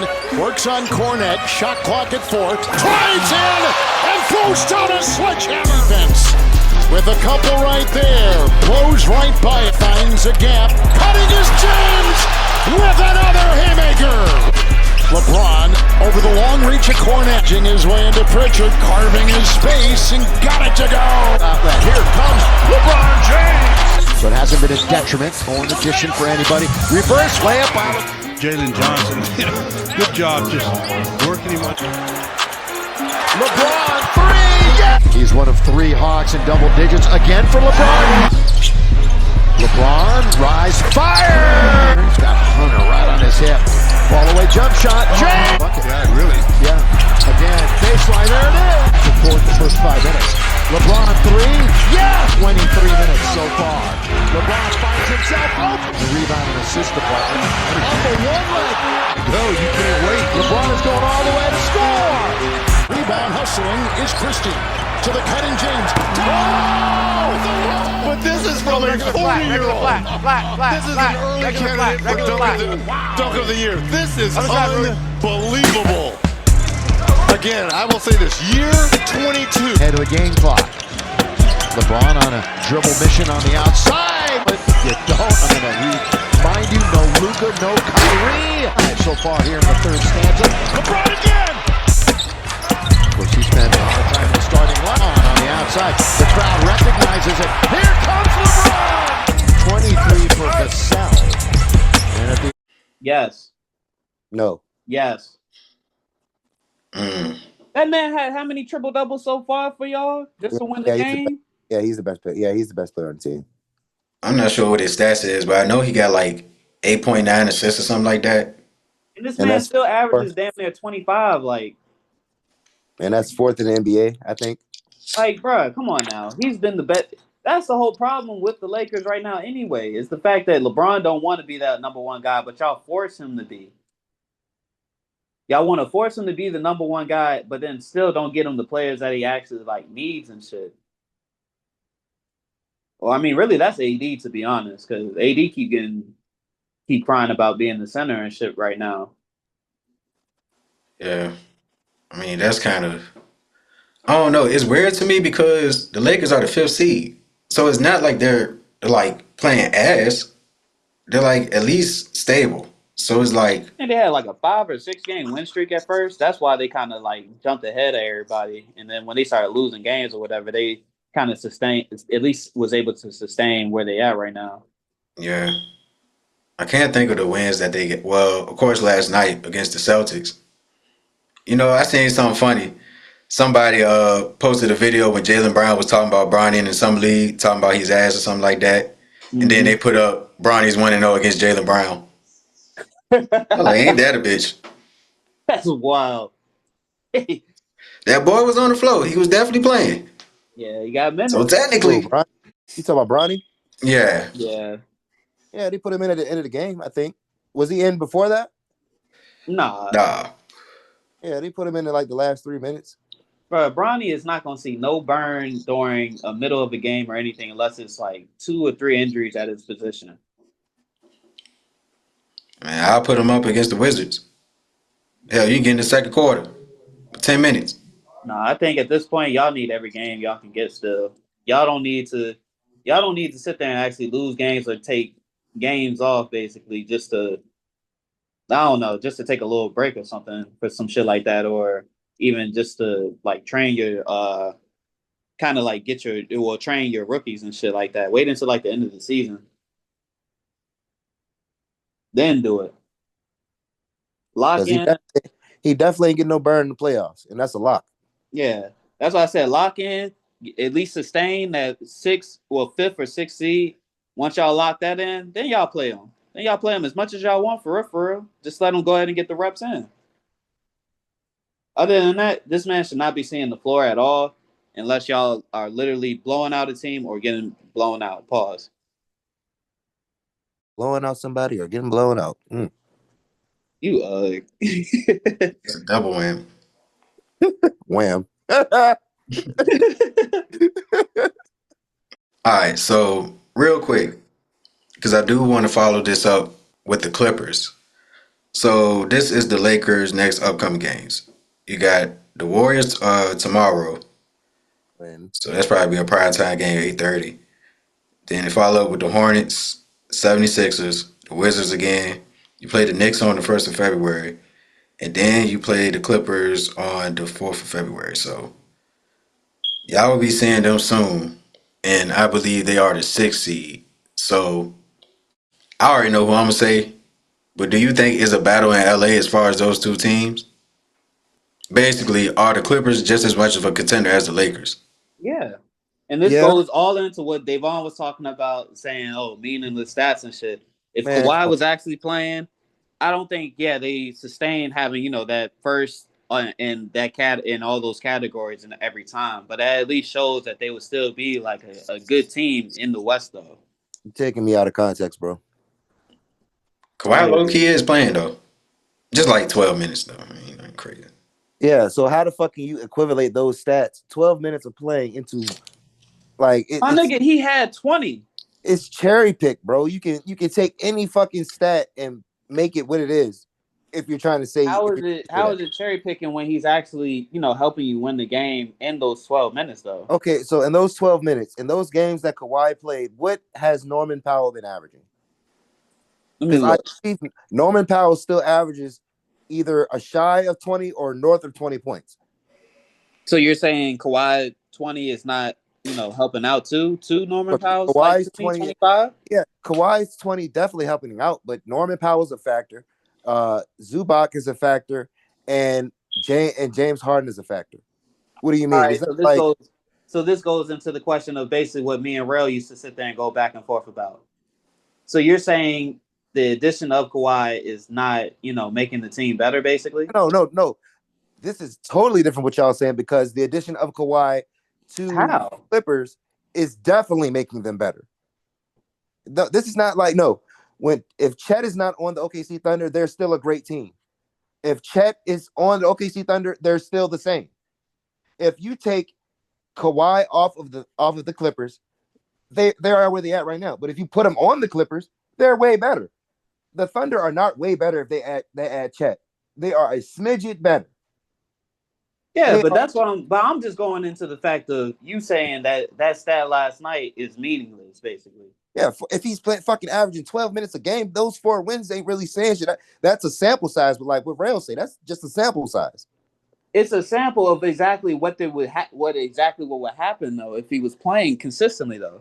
I need to see those 4 teams they played. I need to see the 4 teams they played because if it was the Hornets, the Trailblazers, Orlando Magic, any of those teams, that shit ain't worth nothing. It's cherry picked. How is it? I guess it's cherry picked. Everybody out there competing. That's like you saying they did smoke the Trailblazers one of them games, like by 40. I remember seeing that. Okay, bro, come on now, bro. If Kawhi played, he only played 12 minutes of that game, and you're counting that as one of those wins. Let me see. I mean, yeah, like what are you saying? You acting like the Trailblazers can't get like a sneaky win or something like that. They did. They just beat the shit out of Orlando. All right, then, so what are you saying? Bro, I'm not saying I told you I'm not taking nothing from Kawhi. I'm saying those stats are cherry picked. That's not taking nothing from Kawhi. I can say this about any player. Why are you disagreeing with that? Anybody can make cherry pick stats. Those ain't no cherry pick stats though. That's like me saying Cade Cunningham's been averaging 26 points, 12 assists in his last 5 games. But the last 5 games, he played the Hornets. What? Bro, that's cherry picked like a bitch. He only played 1 team. That wouldn't even make sense, though. I mean, actually, we use a good scenario, actually. I'm just saying, like, 5 teams that are the Hornets equivalent. Bruh, no, because it still equivalates to actually, like, winning. And everybody's still out there competing. Just because a team is sorry doesn't mean a sorry team can't whoop your ass one time. Like, you can't just be out there getting caught lacking. No, you can't. But shit, if you who's to say? Hold on. Who's to say Kawhi started? Let's say Kawhi started, played 5 minutes in the first quarter, and he at least got you 10 points. 10 points ahead of that team just to sustain that lead, basically, or at least increase it. That's still a cherry pick stat, basically, or that's still how?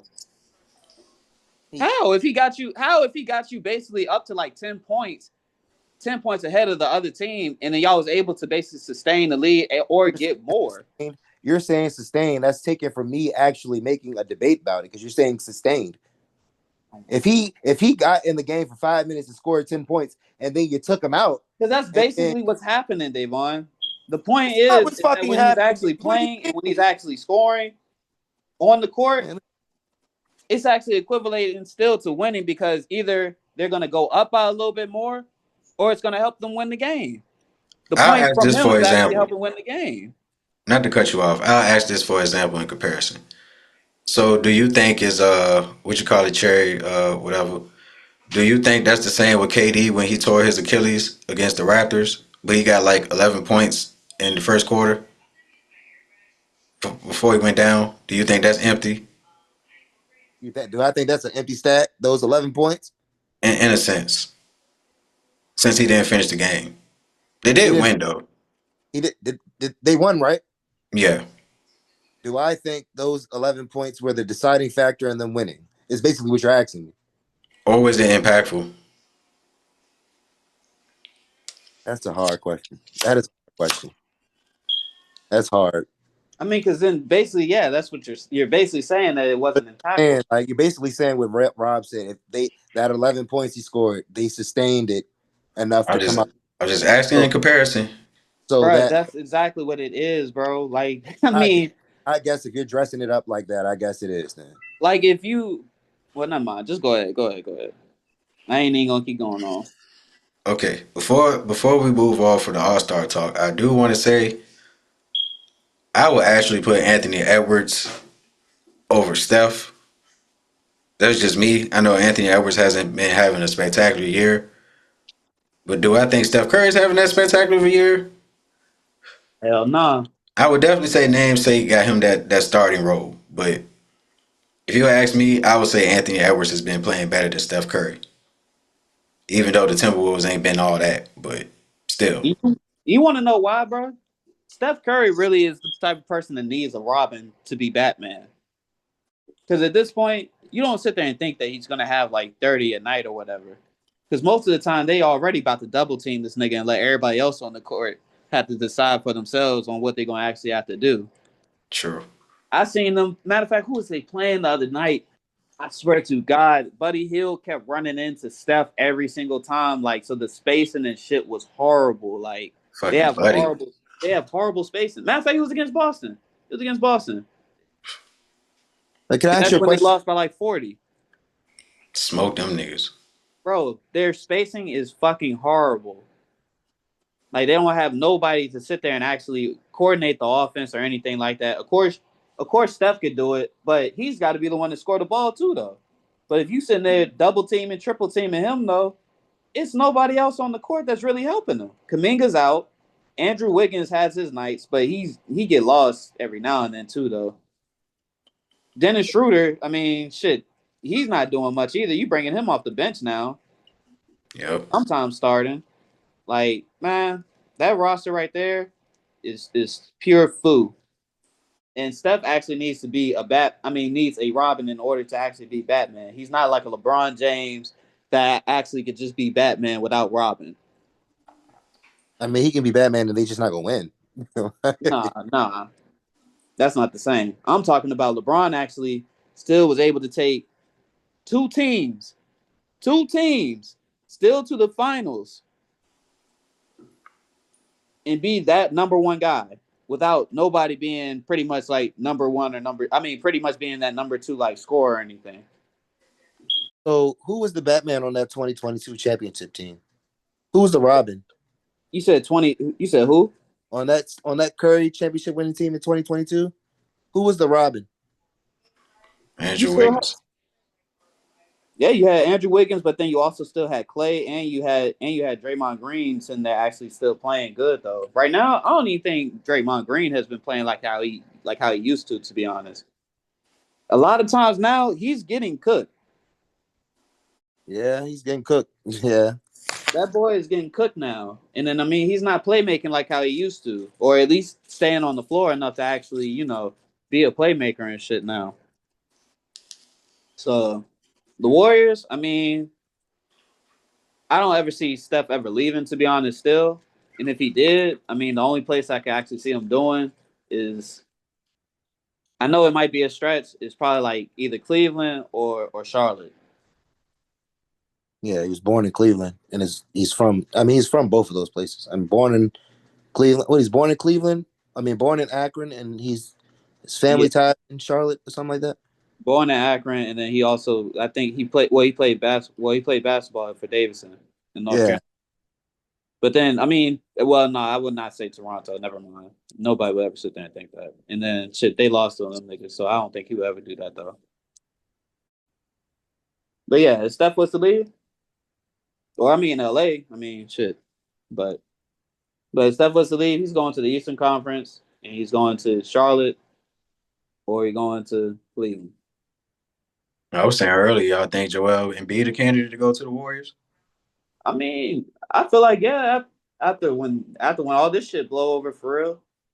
And who's to say right now they really are doing that whole load management? Load management shit right now too, that he was like saying that he was just trolling about. It's a damn shame how he ducking Jokic. I would say that. Like, the fact that man ain't playing Denver for like 9 years or something like that. Ducking the smoke. Play Jokic, you drop 50 on him. Probably. I can't believe he's scared of that fade. I don't think he's scared of it. This is, I don't know. He gotta be. Like, or maybe the Denver altitude, maybe he's just paranoid about that. I don't know.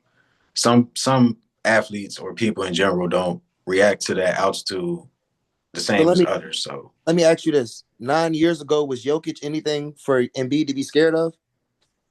No, I don't think so. I don't think that's the narrative of why he's not playing there. I think that's something they're starting. I mean, to not step up to that challenge for 9 years. I mean, you couldn't play one game in Denver. Yeah, true though. And it's like you can't tell me he's been injured for all those games. I know last year he wasn't. No, he was. Nah, let me not throw no cap on that. I believe that was after the injury. Are they counting seasons he wasn't injured? Because I mean, you got to take some of them shits into a factor. Yeah, but I mean, 9 years worth of evidence is it's like, come on now, come on. 9 years, so it goes all the way back to 2015. That's a lot of smoke ducked. I'm talking about stop, drop, and roll. Like Philadelphia 76ers.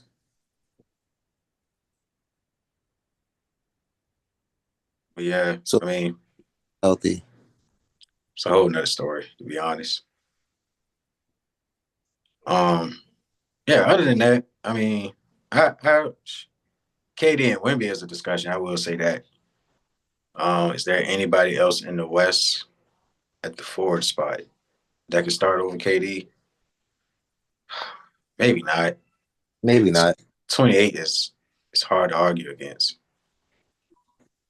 As good as the season. This season is kind of like not too much of a sample size, so like an argument for some of these players. Especially with like a lot of the injuries too, though. True. Like, won't Jaren Jackson an All-Star 1 year too? I was ready to bring him up. Yeah, he was an All-Star 1 year. He's actually having a damn good year. Much more than they did a year ago. Jaren with 3. Jaren backs him down, got the step and got the scoring game is high. 14 at Boston. Jaren hooks it. Jaren leans against Brandon, so he's averaging 12 a game in a starting role.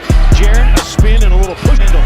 3 seconds on the shot clock. Jaren, turnaround, fade. Oh, put it in. Wow. Warren Jackson Jr., a 16-point second quarter. Jaren threw a double team. Punching. Too good of a team for that to be their record. Jaren going to the vein. And now Jaren going to work. Backing down over Wiggins. Got it to. Richard got to show more attention to him. Jaren goes right at Draymond. Scoops. Yes! And then you give up because of the turnover that you get. A lob to Lively. Jaren early against Leva. Single coverage. Drops. All he has to do is throw it high for him. Jaren backing. Nice little jump hook there added. Jaren backing down over Washington. Yes!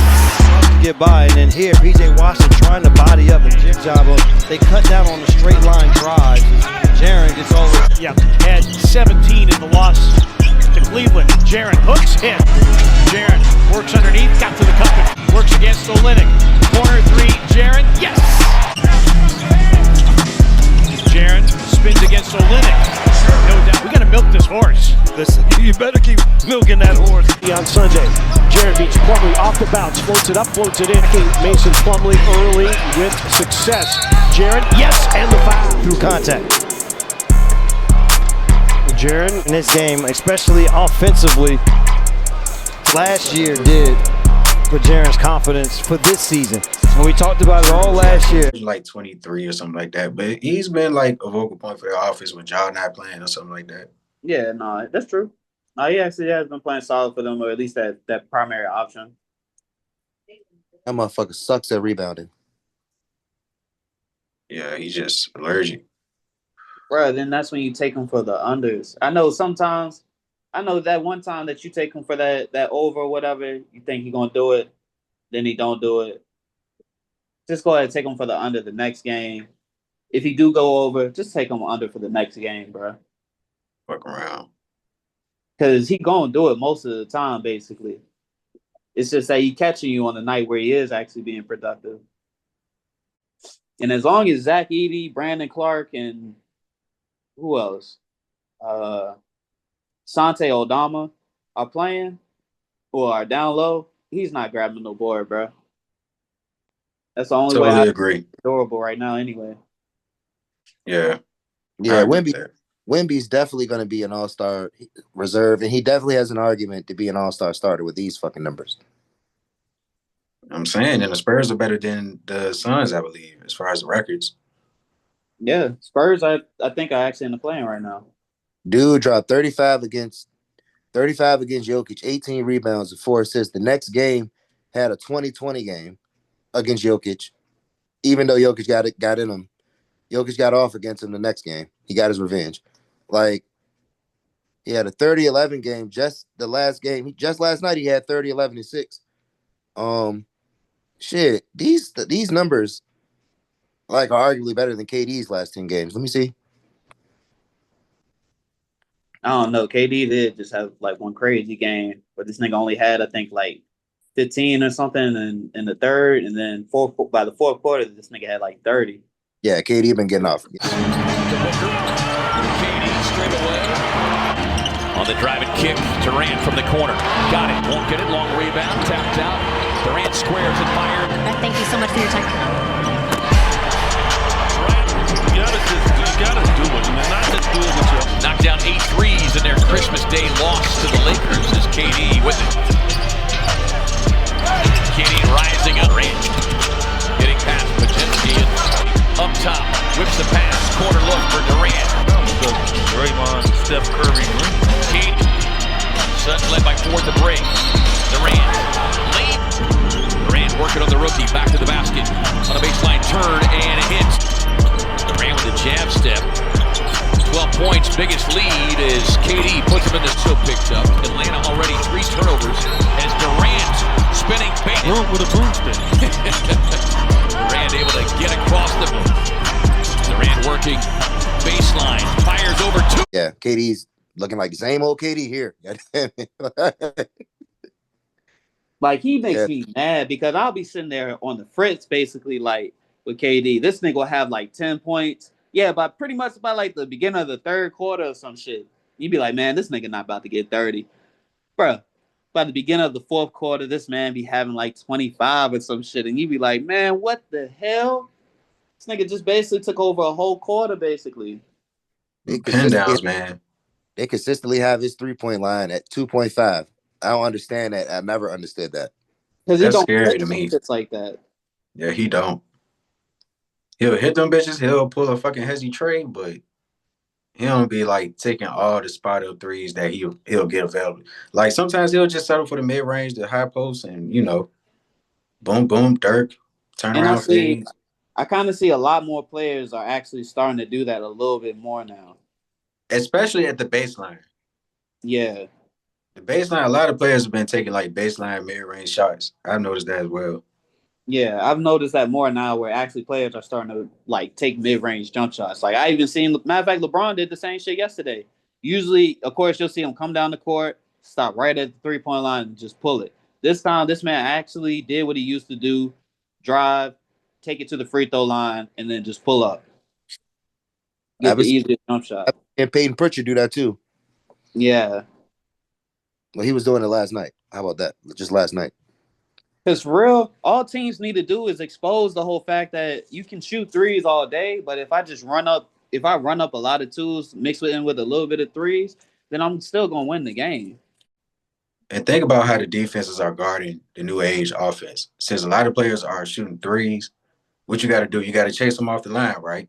Yeah. So most of the time, if that's the philosophy, they hunting for chasing you off the 3-point line. So sometimes it might be undisciplined. So all you gotta do is just a shot fake, step into that mid range real quick. You wide open. They probably selling out just so you don't get a 3. Yeah. The only thing that died is the post play, basically. Yeah. That's the only thing that died. But I feel like that's just because of. I just feel like it's just not a lot of players just skilled in that post. Just to do like post work basically like that. The only person you can see doing that is Jokic and Joel. But everybody else, I can even sit there and say Wemby is not that great of like a post player. He's mediocre, which of course that's something that he is going to have to work on. But he is at least good at having his back to the basket and turning around and finishing basically. The boy, he got a bag too. Huh? The boy in Houston, he got a post bag too. Who? Sengun.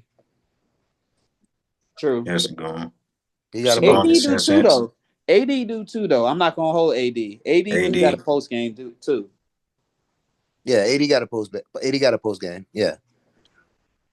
He just I don't would do say it.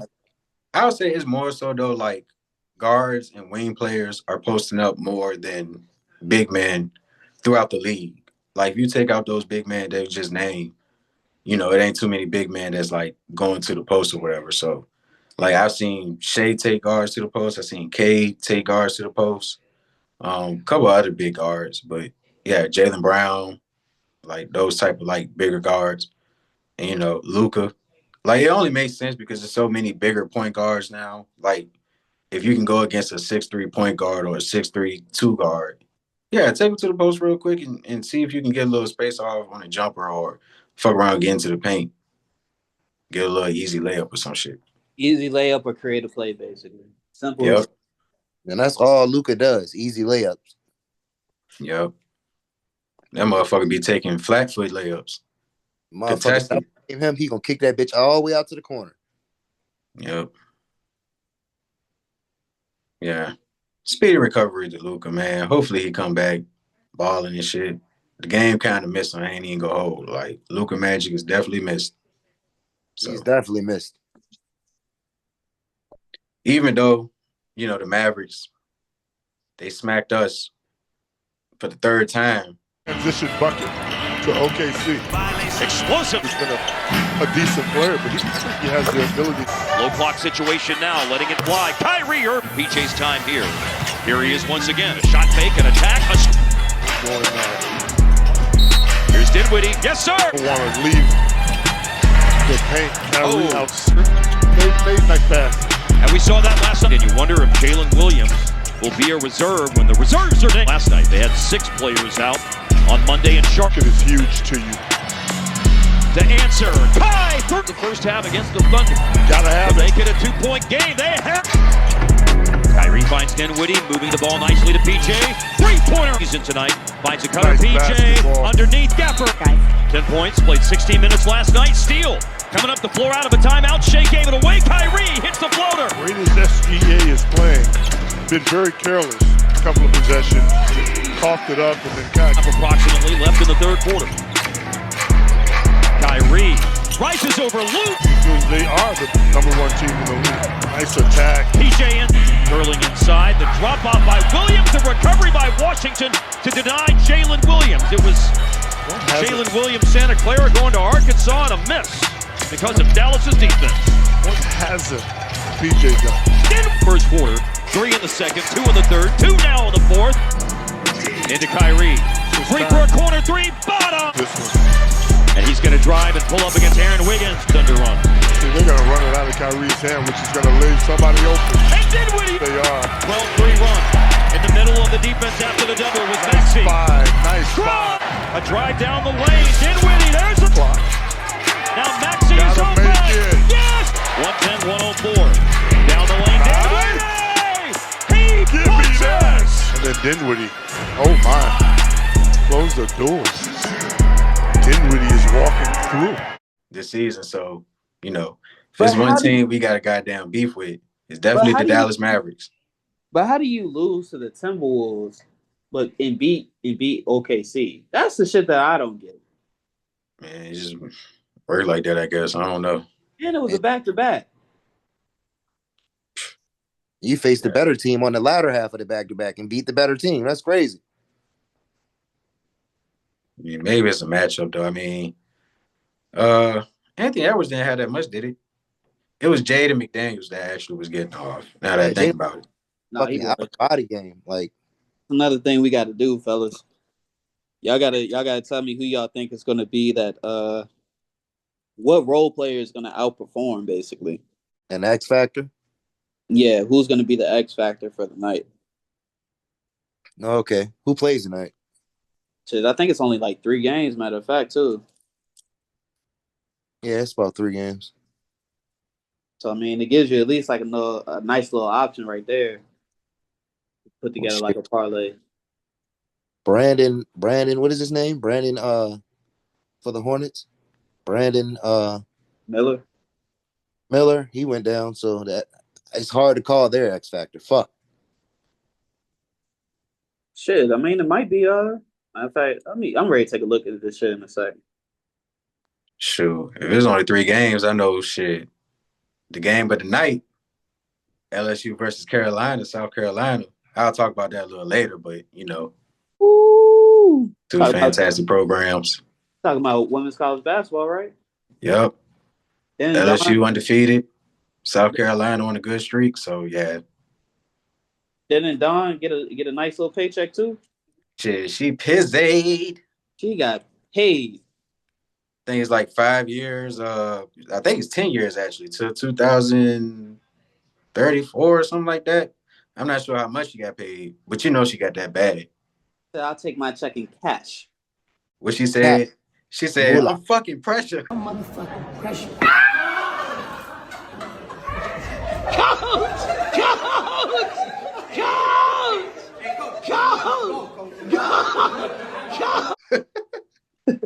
I was like, "Talk your shit."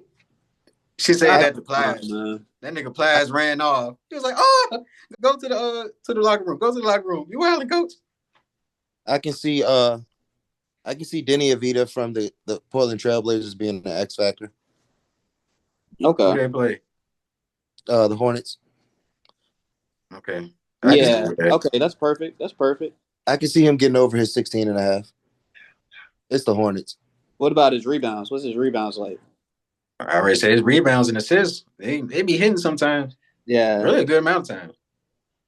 At 8, 7.5. 7.5 for rebounds. I don't know.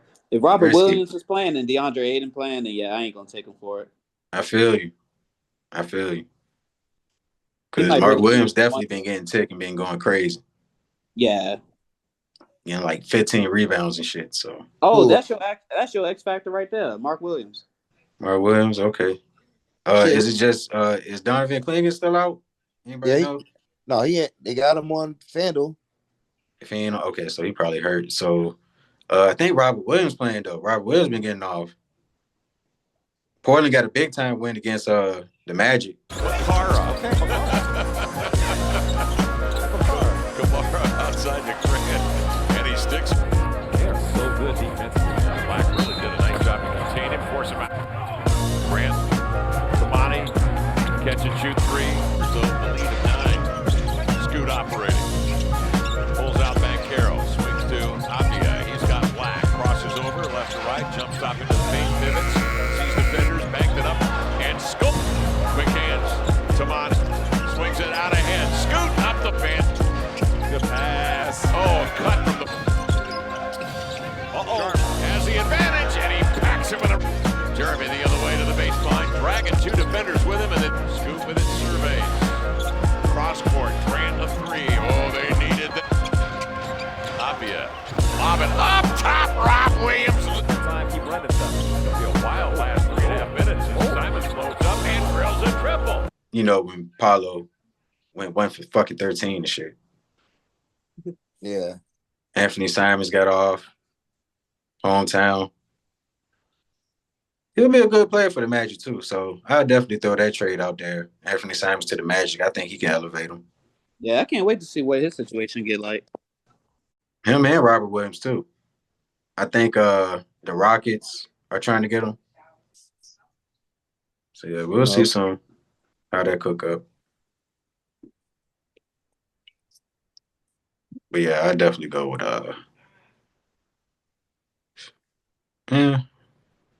Denny as far as scoring probably be the best option. You got the Cavs and the Sixers. Oh, that's the smoke fest. I'm scared of that one. I don't know who to pick.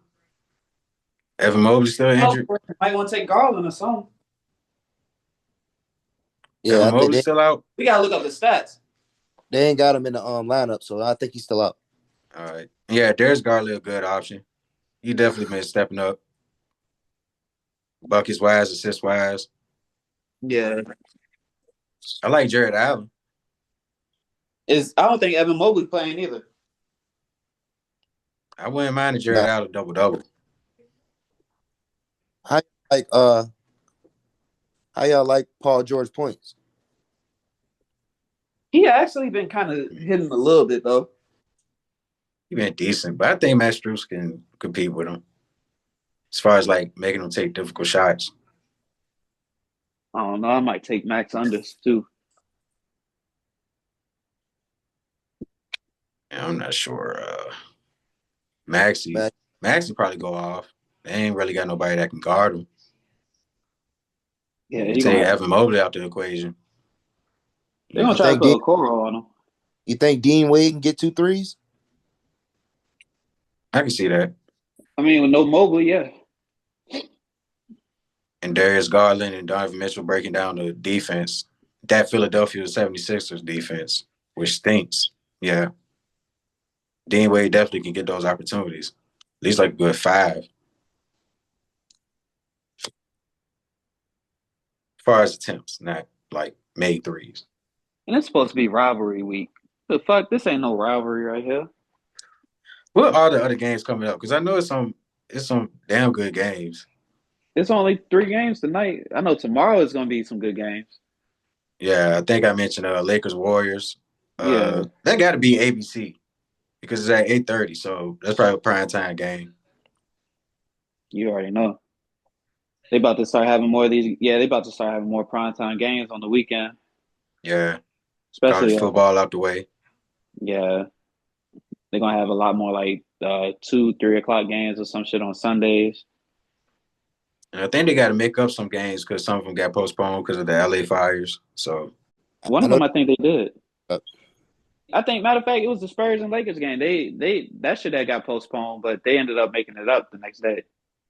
Okay, I think Charlotte Hornets Lakers game. I think Clippers too. I think both of those games got canceled, so they probably worked that back in the schedule, like early games or some shit like that. That's tough though, man. Shout out to LA, man. Most definitely. Shout out to LA. You know, I'll be there soon, man. I miss y'all. Definitely trying to take first time appearance. God damn it. Yeah, we all will touch down there soon. You know, sooner or later. You know, definitely got to see what LA about. Cali in general, but you know, hit a Lakers game or something. I'm telling you, bro, one of the best experiences. Even though all that shit just seemed like you watching it on TV, well, you could be doing the same thing watching it at home on TV. That shit just a different kind of energy still. I believe. Especially when it's your team or at least one of your favorite players. I'll say that. Like, real, I already know. Even if you would have went to that Wizards game, you still would have been hyped just to even sit there and see like Shea, basically. Yeah, I would have been turned. And we getting buckets on them niggas. No bullshit, like. Been turned like a motherfucker. Bro, you would have been sitting there chanting MVP with them. Like, that's what they was doing. They was chanting MVP while he was. Damn, Skippy. Yeah. Oh, I would have fucked around, been on camera doing the little, yeah. Crazy thing is though, they did almost have me on camera with that shit. Well, not with that, but I mean, they was, they be going around and filming some of the crowd and shit, and they be telling them to stand up basically just to make it seem like it's looking lit, basically. But of course, all you doing is just telling them like, hey, you're gonna be on camera, like just stand up, basically, and wave. Yeah, shit. It's all marketing. All marketing. That would have been lit though, man. You would have been goddamn international Taz at that point. Yeah, international Taz man with the gas man. Superfly. Pootie Tang. Oh no. Yeah, that's shoot. As far as All-Star, yeah. I'll probably say, yeah. I honestly, I'm going with Wemby over KD. I'm going with Wemby over KD. I'm going with Ant over Steph. Is the All-Star game in San Francisco? Yeah, it is, right? Oh yeah, so they had to have Steph then, bro. Politics. Yeah, they have Steph. As usual. But makes sense. Yeah, we can say the reserves for the next episode, see what lists come out, and then we can just, see who we think should have made it or if it's valid or anything like that. So Davon. You. What if they choose Cade over LaMelo? For the reserves? Yeah. What you gonna say then? Man, oh no, I just gotta see that one happen, bro. I gotta see that one happen. But if it did happen, I wouldn't have no choice but to concede. I would have no choice. It's Bro, happening. you already know I'm gonna have an uproar on Facebook then, nigga. I think, yeah, it'll be solidified at that point. If they chose him over LaMelo as a reserve, that'll be fucking crazy. Just ignoring stats at this point. Is that even needed though? Because I mean, Cade is hooping like, and right Melo's now. LaMelo, he doing decent. I need the Hornets to win more, and it's going to be a test with Brandon Miller out. I don't know if I want to penalize that too much, but at the same time, they only got like what 8 wins. Yes, exactly, and that's what I'm saying though. And don't say he hasn't been playing like that either. It's because he has been playing though. It's not like he missed most of the season so far. He's actually been playing a lot still. He's definitely been in the mix. LaMelo Ball is averaging 30 points, bro. 30 points with nothing to show for it. No wins to show for it. Who's the better player individually? Individually, right now, it's Cade. How when his stats are better? I can't argue against that. The only stat that is better is scoring. That's it. What are you talking about? And even it's not defensively, even. I'll say Cade's been impactful. And it's not. Hold on. And it's not even efficient though.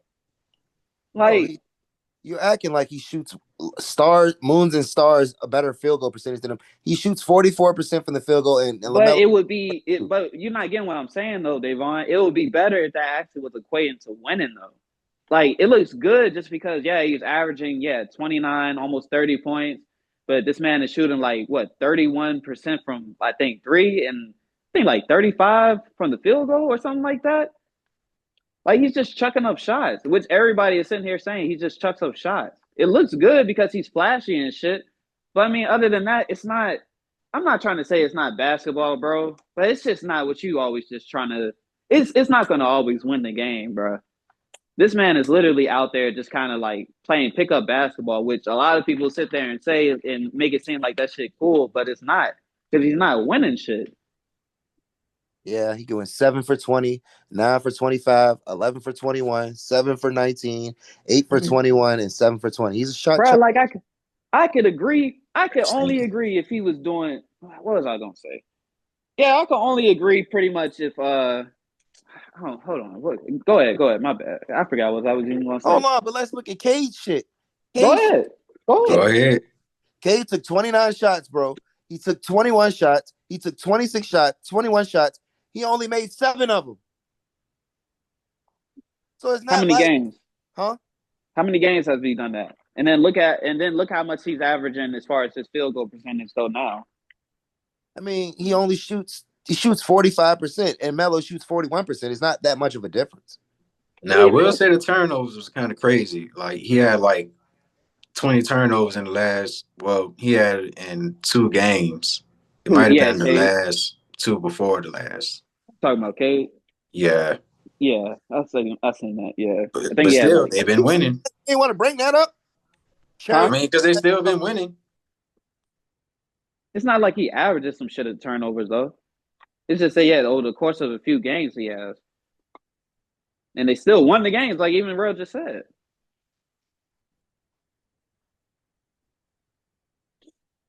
I get it. Okay, I get it. Bro, that's why I didn't go back and forth with a lot of people on that post, bro. Just because I get it. A lot of them not really even sitting there really thinking, to be honest, of the situation that is actually happening. They're sitting there saying, "Oh, he's been injured. And really they're sitting there thinking that I'm talking about like in general or some shit. I'm talking about this year. That's my whole stand on it right now. It's the fact that Cade has been playing better than LaMelo this year in general. I believe, LaMelo can be a better player than Cade. Yeah, if he did have a better team and didn't have to take as many shots and can be actually efficient. He has the repertoire in his game to do all of that. But I mean, shit, from what we see now, he's only playing like a pickup player. And his dad even sits there and tells this nigga that shit. You gotta stop being so damn childish most of the time. Yeah, that's a fact. His dad has been getting getting on him about that shit since he was a kid, pretty much. Exactly, and it's still happening. He's still taking not taking dumbass shots, But he's doing some shit that is just like, what the fuck? Oh, damn, that was sweet. But I mean, if anybody else tried that shit, you going ahead and getting taken off the court, Chief, and you might not play the rest of the game. Yeah, so he averages like 4.5 turnovers a game. Who, Cade? Yeah. It's not bad though. As the primary ball handler? 4.5? I mean, not really. As a primary ball handler. Let me see what LaMelo's is. I know he averages more. I mean, it's probably about the same, or it might be less, to be honest. I don't know. Yeah, it's less. Shit, yeah. Melo averages 3.8. Yeah, I'd say he probably averages a little bit less. I mean, but even even right there, that's not too far off. Both of them basically averages four turnovers. I get it. If he was winning more, then he'd be better. But since he's not, then I get it. I get what you're saying. Yeah, I get it. But shit, if niggas ready to wrap this joint up, we can go ahead and wrap it up. Oh, I got a Swizzer, you know. I'll go ahead, finish it off. Which top last? Pause, nigga. Goddamn, like. Yeah, both of y'all. Pause, police. That nigga Davon said, "Come on, man, y'all gonna go ahead and wrap it up, or what we gonna do?" Oh man, that's crazy. You gotta find a new way to say that shit now. And then Rail sitting here saying, "I'm gonna go ahead and finish it off." Like, hey yo, I want a little. Hey yo. Wow. Wow. Chill out, bro. That's crazy. That's crazy. Off. Wow. I ain't catch that. Damn. Whoa. See, this crazy. See, now gotta end it now, baby boy. Shit. Yeah, shit getting a little crazy. That was 25. Hey, nigga Charlemagne. Hey, somebody was being serious as a bitch explaining something to Charlemagne. This nigga said, pause, damn. And we recruited those men, but we only asked them to come up for the show for 3 times every year. But they can come as many times as they want to. A lot of men come every Saturday. But I know if I ask a brother to come 5, 6, 7, 8 times, God damn, I'm gonna lose him, Charlemagne. He got Boosie terrible. Big folk. And dude saved me, bro. Ran to my sack, squirted the shit in my mouth. Pause. God damn, Boosie. He talking about his life, man. You talking about pause, man. He talking about saving his life. What's wrong with you, man? Talking about somebody saving his life, man. He said, pause. Goddamn.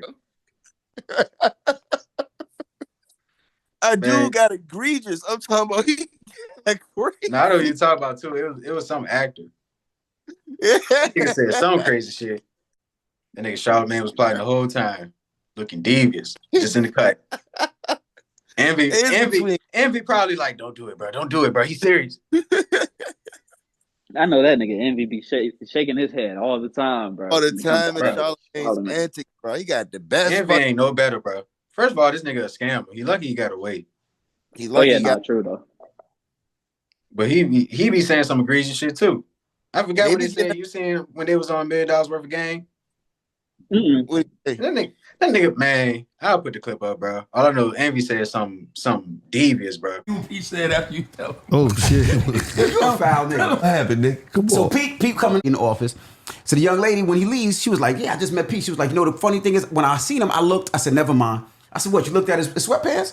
I said, I did too. You know what he's supposed to do." Oh man! Oh shit! Damn. Yo, what's up, man? You a measurer, huh? DJ Measurer. DJ, this is DJ Measurer. I have the ruler on me. DJ Ruler.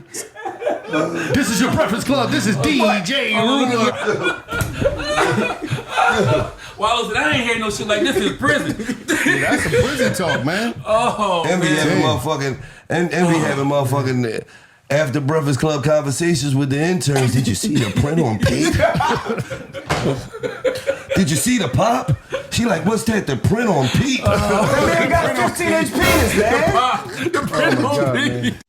They be getting crazy on his ass on the Breakfast Club. He stays saying some crazy shit and just be calling him a feminine. Some crazy they getting on it.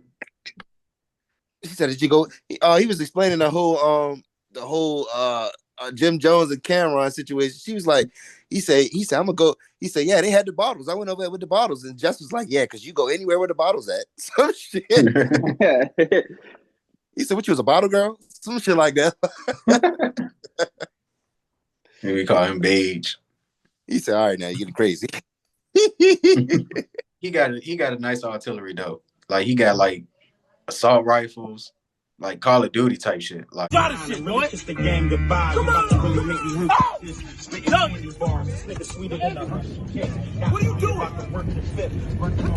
What the fuck are you doing, man?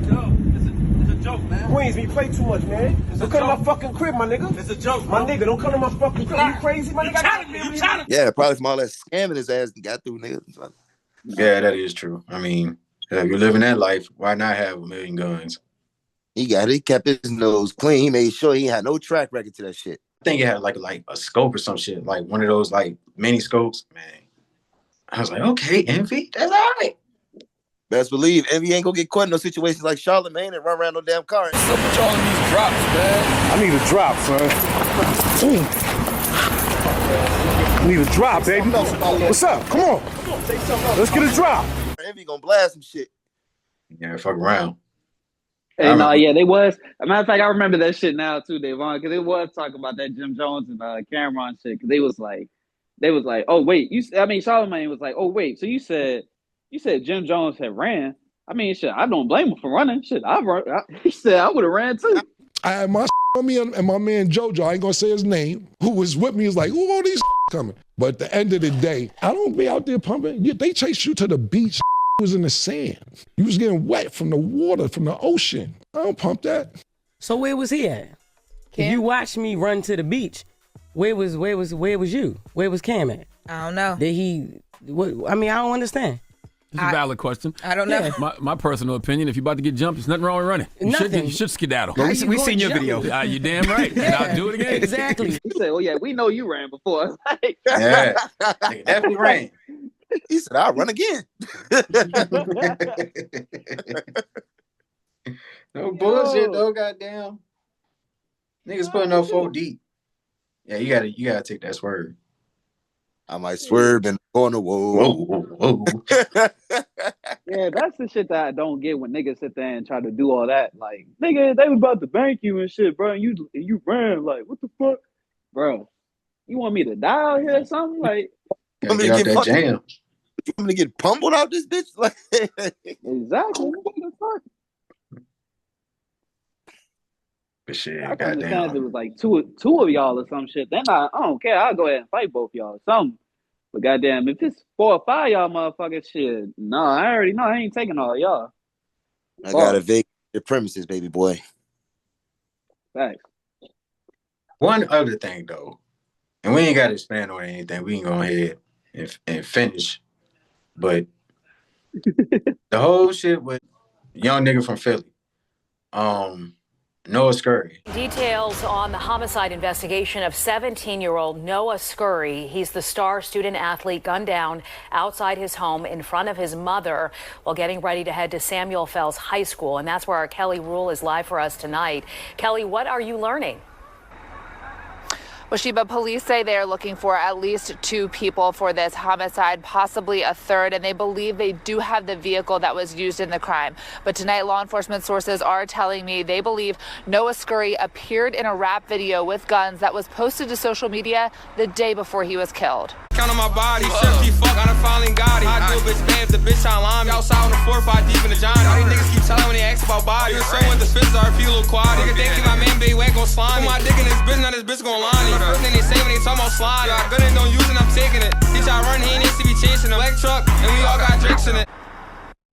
New tonight, law enforcement sources confirm there is a rap video uploaded to social media the day before 17-year-old Noah Scurry was shot to death behind his home in front of his mother, who was getting ready to take him to Samuel Fells High School. A screenshot of the video shows a man in a Joker mask, at times appearing to hold a gun. Sources tell Fox 29 they believe that to be Scurry. I don't know if Rob familiarized with it, but I mean, what's y'all thoughts on that? Just quick thoughts, like.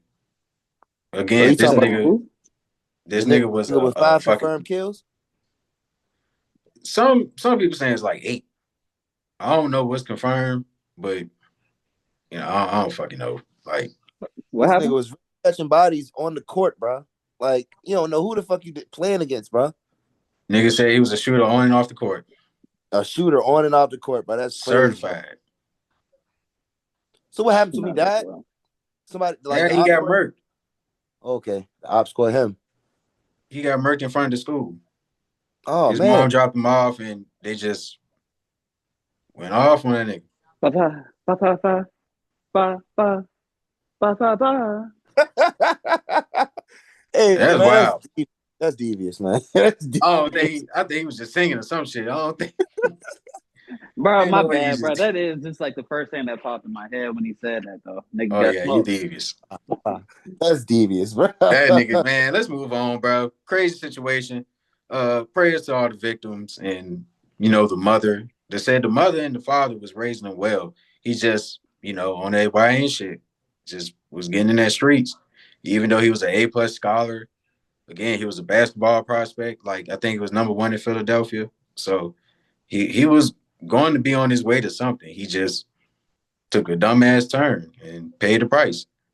And they said one of those bodies was Gilly's son, Cheese. So yeah, Oh, it's what? a crazy situation. Yeah, like Oh, that's crazy crazy. situation, man. Philadelphia, you know, I and mean, since they niggas. my team, I think I should say, like they do be wilding, like in the slums or whatever.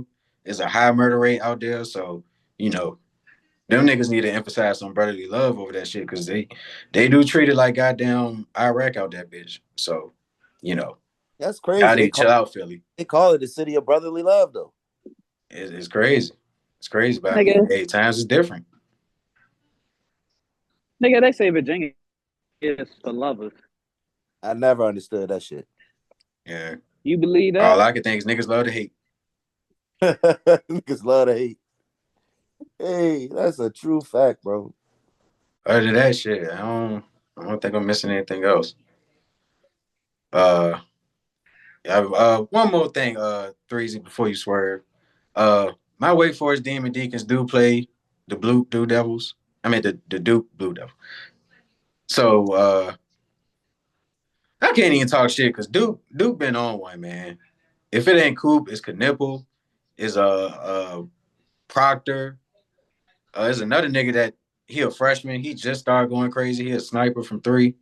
I forgot old boy name, but yeah, y'all got a squad. So I can't even talk shit. But I feel like we're gonna get one against y'all. I'm not sure if we play at Duke or if we play at our home, but yeah, I feel like we can get with y'all. I don't think y'all got nobody to guard Hunter Silas, so him alone, he can put 30 on y'all. And I don't think y'all got nobody to guard Cooper. We damn sure don't.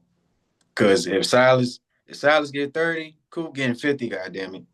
And that's what I'm scared of. But we'll see how that go. Shit, me and Rob watched the game. This nigga scored his first fucking 7 baskets or something. Like his first 3-4 threes this nigga made. Like offense was looking like a well-greased machine. Yeah. He's special, man. That nigga still supposed to be in high school. Nigga, and he's dominating the NCAA. He's dominating the ACC, making it look like it's nothing. Blowing out all the teams. Are we calling him a generational talent? He has to be a generational talent. I mean, he got all the tools to be. And then you look at his game, he not just cutting to the basket or getting pick and rolls and stuff like that. He's actually operating with the rock. Tween has he pull up middies and even pull up trades sometimes. Not pull up trades, but if he get the ball at the 3-point line, he ain't scared to shoot that bitch. Yeah. And he be hitting. Like he's very efficient. So yeah, that defense too. Yeah, he's generational talent. Like I'm not sure where I can compare him to his highest degree, but I mean a lot of people have been saying Andre Kirkolenko. I forgot who else. I can't really think of who I can like pinpoint it to. I mean, kind of Rudy Gage. I think that's fair to say. He got kind of like a Rudy Gay ISO potential. Mm. I don't know, man. I Tayshaun Prince in a sense. Yeah, his bag a little deeper than Tayshaun's. Yeah, I'm just saying he got those qualities to like Yeah, put yeah, it all together and be something special. yeah. And I think he got a little Larry Bird in him. As far as like that moxie that Larry Bird had. Yeah, I can see the Larry Bird. I can see the bird. Like Larry Bird said, shit, I feel disrespected that y'all put a white person on me. That's some real nigga shit.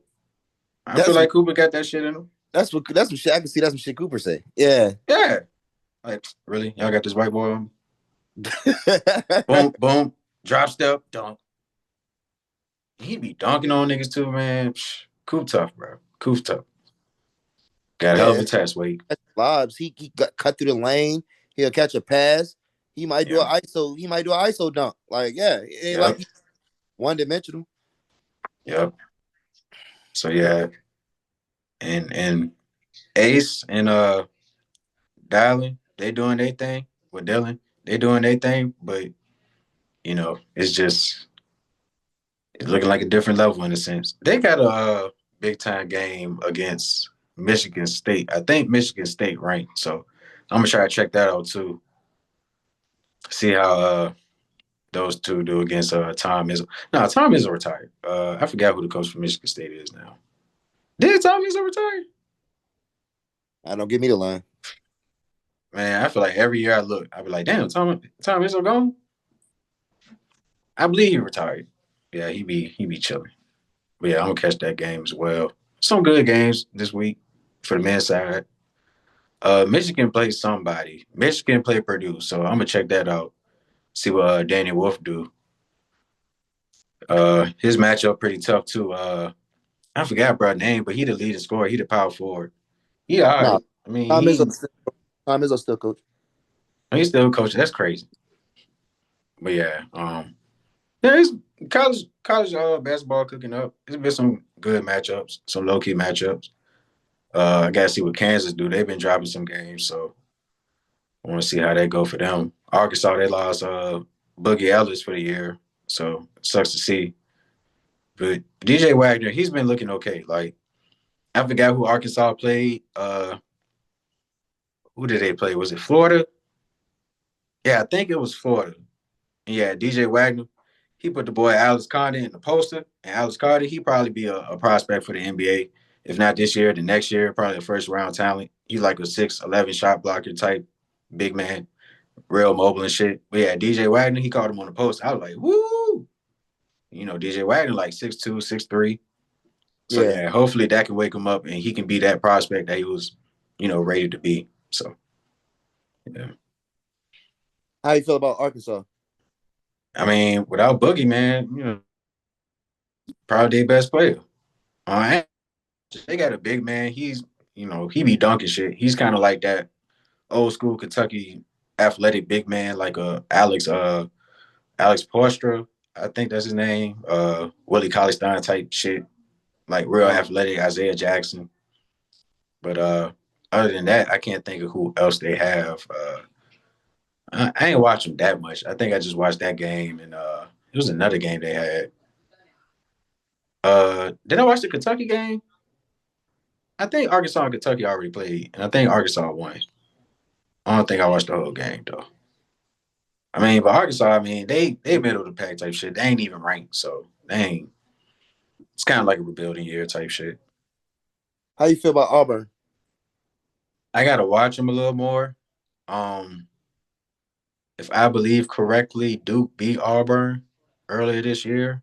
Yeah, they only got one loss. Yeah, and I think that's the Duke. So, yeah, I mean, the number one ranked team, but I mean, from what I've seen, I only watch so much of Auburn, but I do like Zero, the point guard. He be banging shit. Is P something, like he got a weird last name, but and he be flushing shit and everything. Like he remind me of like a Jeff T type player, a little more athletic. But yeah, I gotta watch Auburn. I forgot who they play. They play Tennessee. Yeah, they play Tennessee. So yeah, I'll try to catch that. I'm trying to catch some of these games. Kansas played Houston. So yeah, you got some good damn games coming up.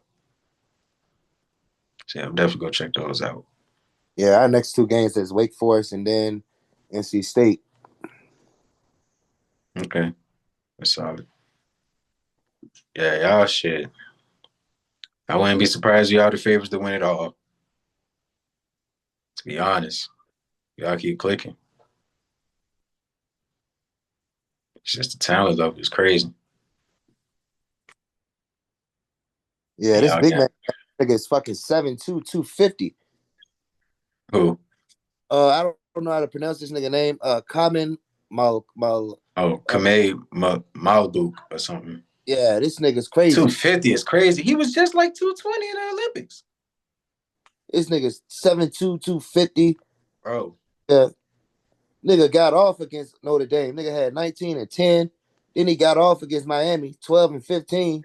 Yeah. Yeah, he got talent. He's just playing. It's like how Bam was in Kentucky. Ain't doing too much, just play defense and dunk. That's basically what he do. And he can guard on the perimeter a little bit. Still stick with guards on switches. And he hit a couple threes earlier this year. So if he hit threes. Oh yeah, this Tennessee Auburn gang will be fucking crazy. Yeah. Facts. Definitely go catch that. Yeah. Well, all right, man. Let me go ahead and get up out here, man. All right, my dog. Best of luck to y'all Commanders, man. But, you know, it's going to be a dog fight, man. It's going to be a dog fight. I'm happy it formulated like that. May the best team win, baby. May the best team win. Motherfucking best team win. All right, baby. All right, my dog. Take it easy now. Three's out. I'll let y'all boys in the chat. Yes, sir. Go ahead and end this off. Trying to make sure I ain't forget anything. Let's see.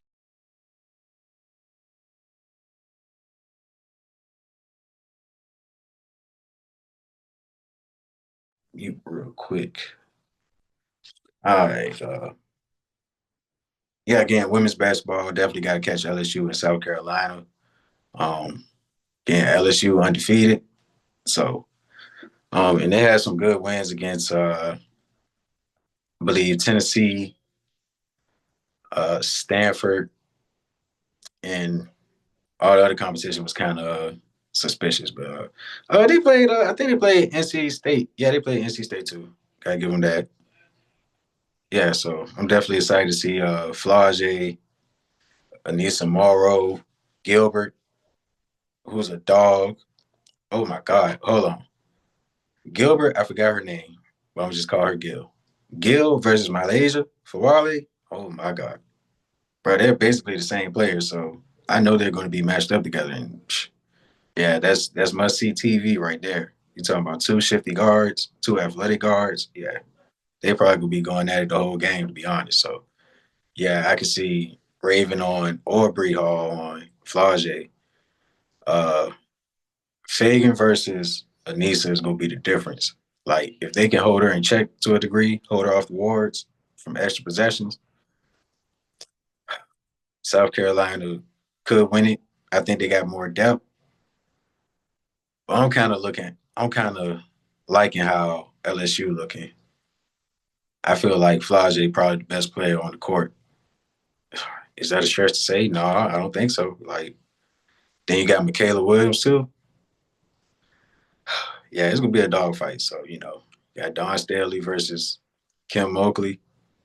Pretty sure the fit's gonna be crazy as usual. So yeah, it's definitely gonna be must see. Other games. Number 1, UCLA plays Maryland. That might be a sneaky game. I could see UCLA. I mean, I don't know, man. UCLA got a lot of talent, but Maryland, that Sellers, she a hooper. I seen some of her highlights. I ain't watched too many Maryland games, but yeah, Sellers been getting buckets. Cheyenne Sellers, senior Shy, taking it to the left, taking the bucket. I'm gonna make a better decision. Here's Sellers turning on the Jets. Wild finish. Get into the chest, get her off the ground. Top shot blocking. First time ever playing this team in recent history is Sellers.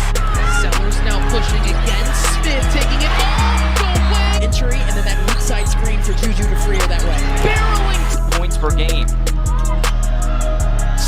with 12 to shoot. Working around the double team. Sellers comes back to the ball. McDaniel! Christina Delsey. And that's what Carol Lawson talked about as an emphasis for Duke. They have to be one and done. 6 on the boards to start this one. Cheyenne Sellers. Every inch of this game against the Badgers. Sellers. And she's going with that post stuff. Oh, man. Daniel to Sellers. Baseline on Cron. Oh, just bullying her way. Runs into Douglas. Sellers spinning with the left for the boost ball. She's okay. Sellers. Obviously hope the best for Daniel with Sellers. They want to touch the paint before they make things happen. Sellers. Magnificent off the bench for Minnesota. The lefty. They've come in and scored double figures twice so far this season. Great screens to set it up. Look at that little rub screen. That's all she needs. So, you know, I think they can compete with UCLA. So I don't think they can win, but who's to say if it ain't gonna be a great game? I think it'll be a good test for UCLA. But that Lauren Betts, man. Looking to win on the road for the first time since mid-December. Betts spinning and gets the road connecting.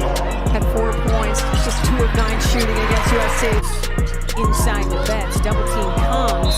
Betts fighting through and then just playing power ball. And that's exactly what she needs to do here. This is just old school Lauren Betts. Because this is what is going to happen.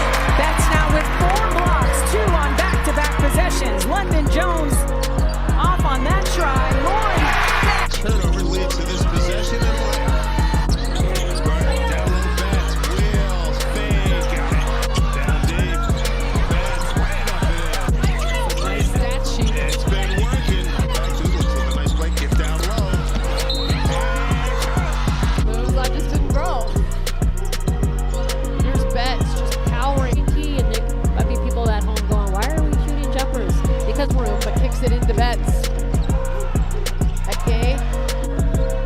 Betts position down low. Deep, and then off the window. Keep distance. Eke, Betts to her left again. 3. They've now made 6 in the ball game. Betts in deep again. The Betts here. Double team comes. Betts count. Betts again in the lane and step out and contest. And right back into Betts, spinning and outside jumper. Now Betts on the interior, and she. Betts fading. Betts on the other end. Power dribble up. Yes, 2 more. 6'8" Lauren Betts putting up 25, 12, and 5 blocks and shit like that. She's a monster. Like, I'm not sure what she's gonna be. She's gotta be like the top 3 pick, maybe top 2. And I'm gonna already say who's number 1, who is Miss Paige Buckets. And that is her first made 3 of the season. There's Becker. Shade finds Beckers. There it is. The fastest in Husky history to get to 2,000 points with that shot on the home floor. Beckers got it. Kept saying over and over is relax. 50 and 58% from 3, which is mind-boggling. Number 1 rated freshman in the country coming in with it. Step right into a starting job as a transfer. They've got a lot of different weapons to choose from. There's Becker, the chance to tie the record. They said not a whole lot. As Becker punch. Final minute of this first quarter in the first. Becker's good if it goes. Got it! Gino Auriemma calls her the most unguardable player in the country. Beckers gets it back from Strong. The head fake, steps in. Talking about Sarah, different spot of the court, but the find was good. Vaughn on the drive and kick. It's Beckers, catch and shoot. It's packing and long shot. That's when you know it's your day. Beckers. It goes beyond all of that type of skill. Beckers. Fluid and a full court press. On the pressure, starting to heat up. Beckers, yes! Beckers foul line. Oh, man.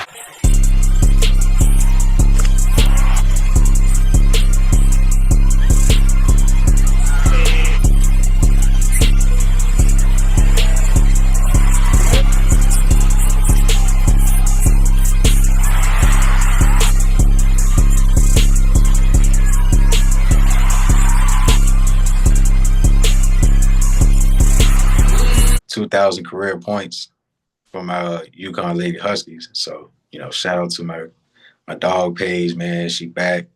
Had a small little injury, but, she operating just the same. And, we just got to keep stacking up wins, stacking up some rhythm and consistency. We'll be straight. Sarah Strong, man, all that in the bag of motherfucking chips.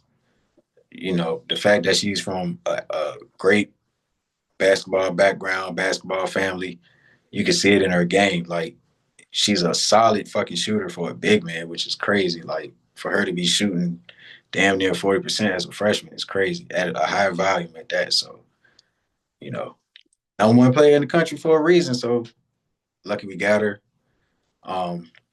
Asia's been hooping.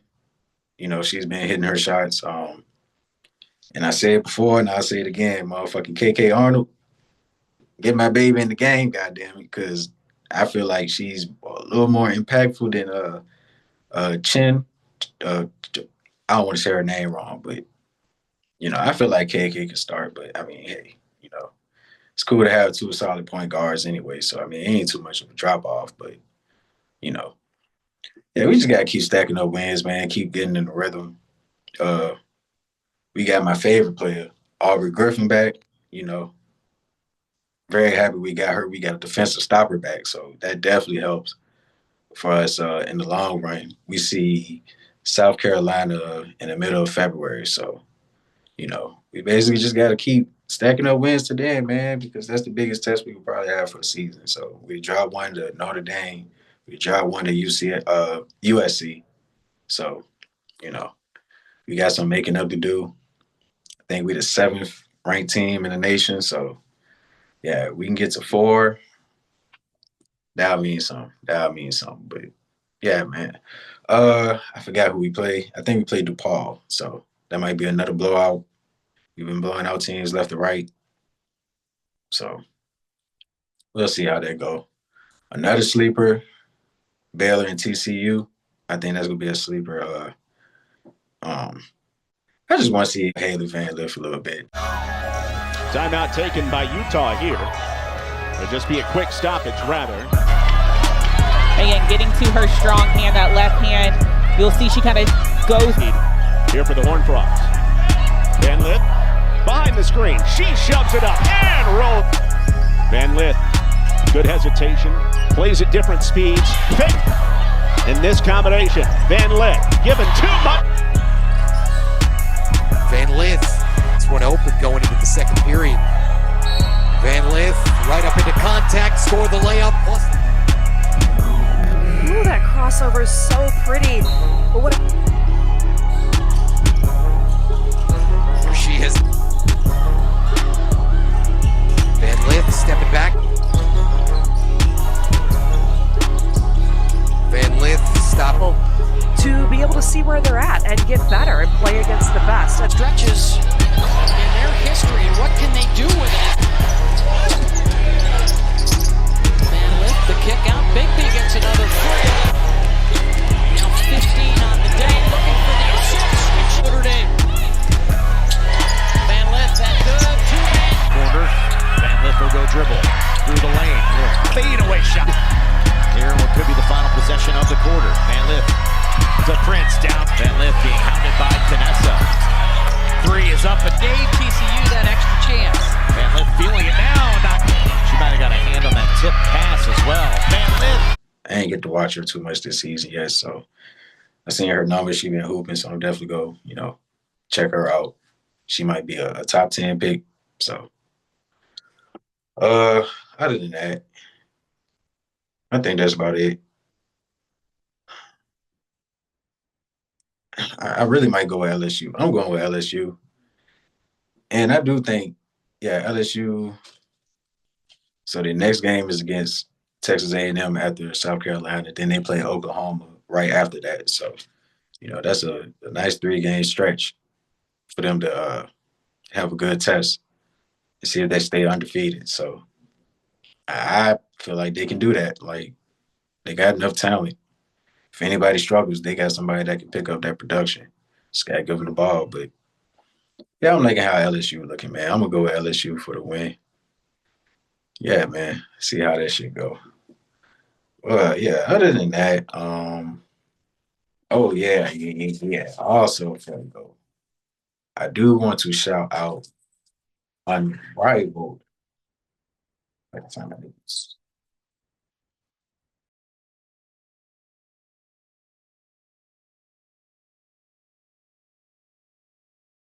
Yeah, shout out to Unrivaled, man. I ain't get to watch too much of it. I just seen highlights and stuff like that. But from what I've been seeing, it's been good reviews, man. They getting a lot of views and stuff like that. I seen some of the format. I thought it was half court 3-on-3. It's full court 3-on-3. So they running and everything. It's been cool to see. I seen Angel get a couple buckets. She got and one against Shakira Austin, so she hooping. Seen a little of Skylar Diggins. She had a game winner. Who else did I see? Little Alicia Gray. What was the team? The Owls. I forgot who else on that team. Forgot. They got a nice squad though. Fee on that team too. Yeah, Fee. Can't remember all the way, but yeah, I'm gonna tap in with that. It's on TNT, so still great quality of talent out there. There's some of the best WNBA players, so I'm definitely gonna tap in with that. Yeah, see how that go, man. And the funny thing about that though, it's been a little fraternizing with the whole, free agents that's participating in the whole event. So I seen Alyssa Thomas had now everybody want me signed or some shit. So, she's in bidding. I seen a report about Dejanay Carrington in the Chicago Sky having some interest or something like that. There's a couple others too. Joel Lloyd possibly going to the Aces. I wonder how that's going to work because that means Kelsey Plum probably be out, which would be crazy. But I'd like to see how that go. And Angel, she would try to recruit somebody. So I'm gonna tap in with Unrivaled, man. They look like they're having great games and stuff. Working on during this league, she said it's been a little easier because of the smaller group, and her group is so perceptive. They listen when she talks. There's a mutual respect. But she had a great line. She said, "Your body is going to follow your mind." It's great to see how Rose decides to use it. Reese, mid-range players to really take on as the range. Howard, Sykes goes down, broke her ankles, hit the toes, is down one as we start the third. It's an imperative quarter. At home, this is the third quarter where the level of play falls to all of the scores that she has, and she's done an excellent job with that. Brittany Sykes from Wings. Crisp bounce feed to Copper, falling away. He stops. Howard may have gotten away with the backcourt. Ball don't lie. Gray, three, yes. Mama Dolphin on the outside, but Brittany Griner, big. Since 13 field goals made, 11 assisted. McBride now with 4 points. McBride off the catch. You have to continue to push. With the third quarter. Of the second quarter, Ionescu. They are really doing everything correct, and Coach Wade talked about it. Down low, she has 7 points now. Plan to meet or better. They want to get back into this game. Lunar Owls in order for them to stay in this game, it's going to be important for her to continue. How his team has played together. Phil Handy has to be exceptionally happy. Lloyd for three and no. Well, I told you, Queen Bee is phenomenal, so her ability to put the ball in the basket will be a point. Phil Handy says, Rakia Jackson reminds her of themselves, whoever loses, because of these different little small back Stewie, Brianna Stewart, and Joe Lloyd. They're able to finish the two.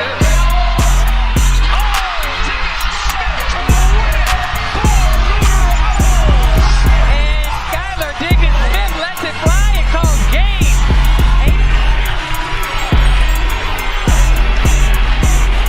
I love it. She said, let's go crazy in here. And again, it's pulling in views, so I'm gonna tap in with that. Definitely encourage all y'all to tap in. But other than that, yeah, I think we about done here. We're gonna talk about a couple of other things next time, because yeah, politics been kind of going crazy. I ain't gonna hold, like, shit kind of a little crazy, but I'll say that for next time, goddamn, because I got to get the guys' tapes. But other than that, man, peace and blessings. Much love as always. Like and subscribe. It is free, goddamn it. What's free? Please tell me, because it seems like everything tripled in price these days now. So, yeah. What hasn't is the motherfucking like button and the subscribe button. All you got to press, goddamn it. All we ask for. Ain't nothing too much. But other than that, tune in next time. Tap in with y'all. And again, appreciate the views, the likes. You know, we fucking with it. Tune in with you next time. We gone. They wasn't calling when them niggas thought this shit was sinking. Came in radical, but very intelligent. Heir to the streets, made dope, stayed relevant. Switched a few labels, fired a few lawyers. 1 minute they love you, then they trying to destroy you. Yeah, guess it's the gift and the curses. All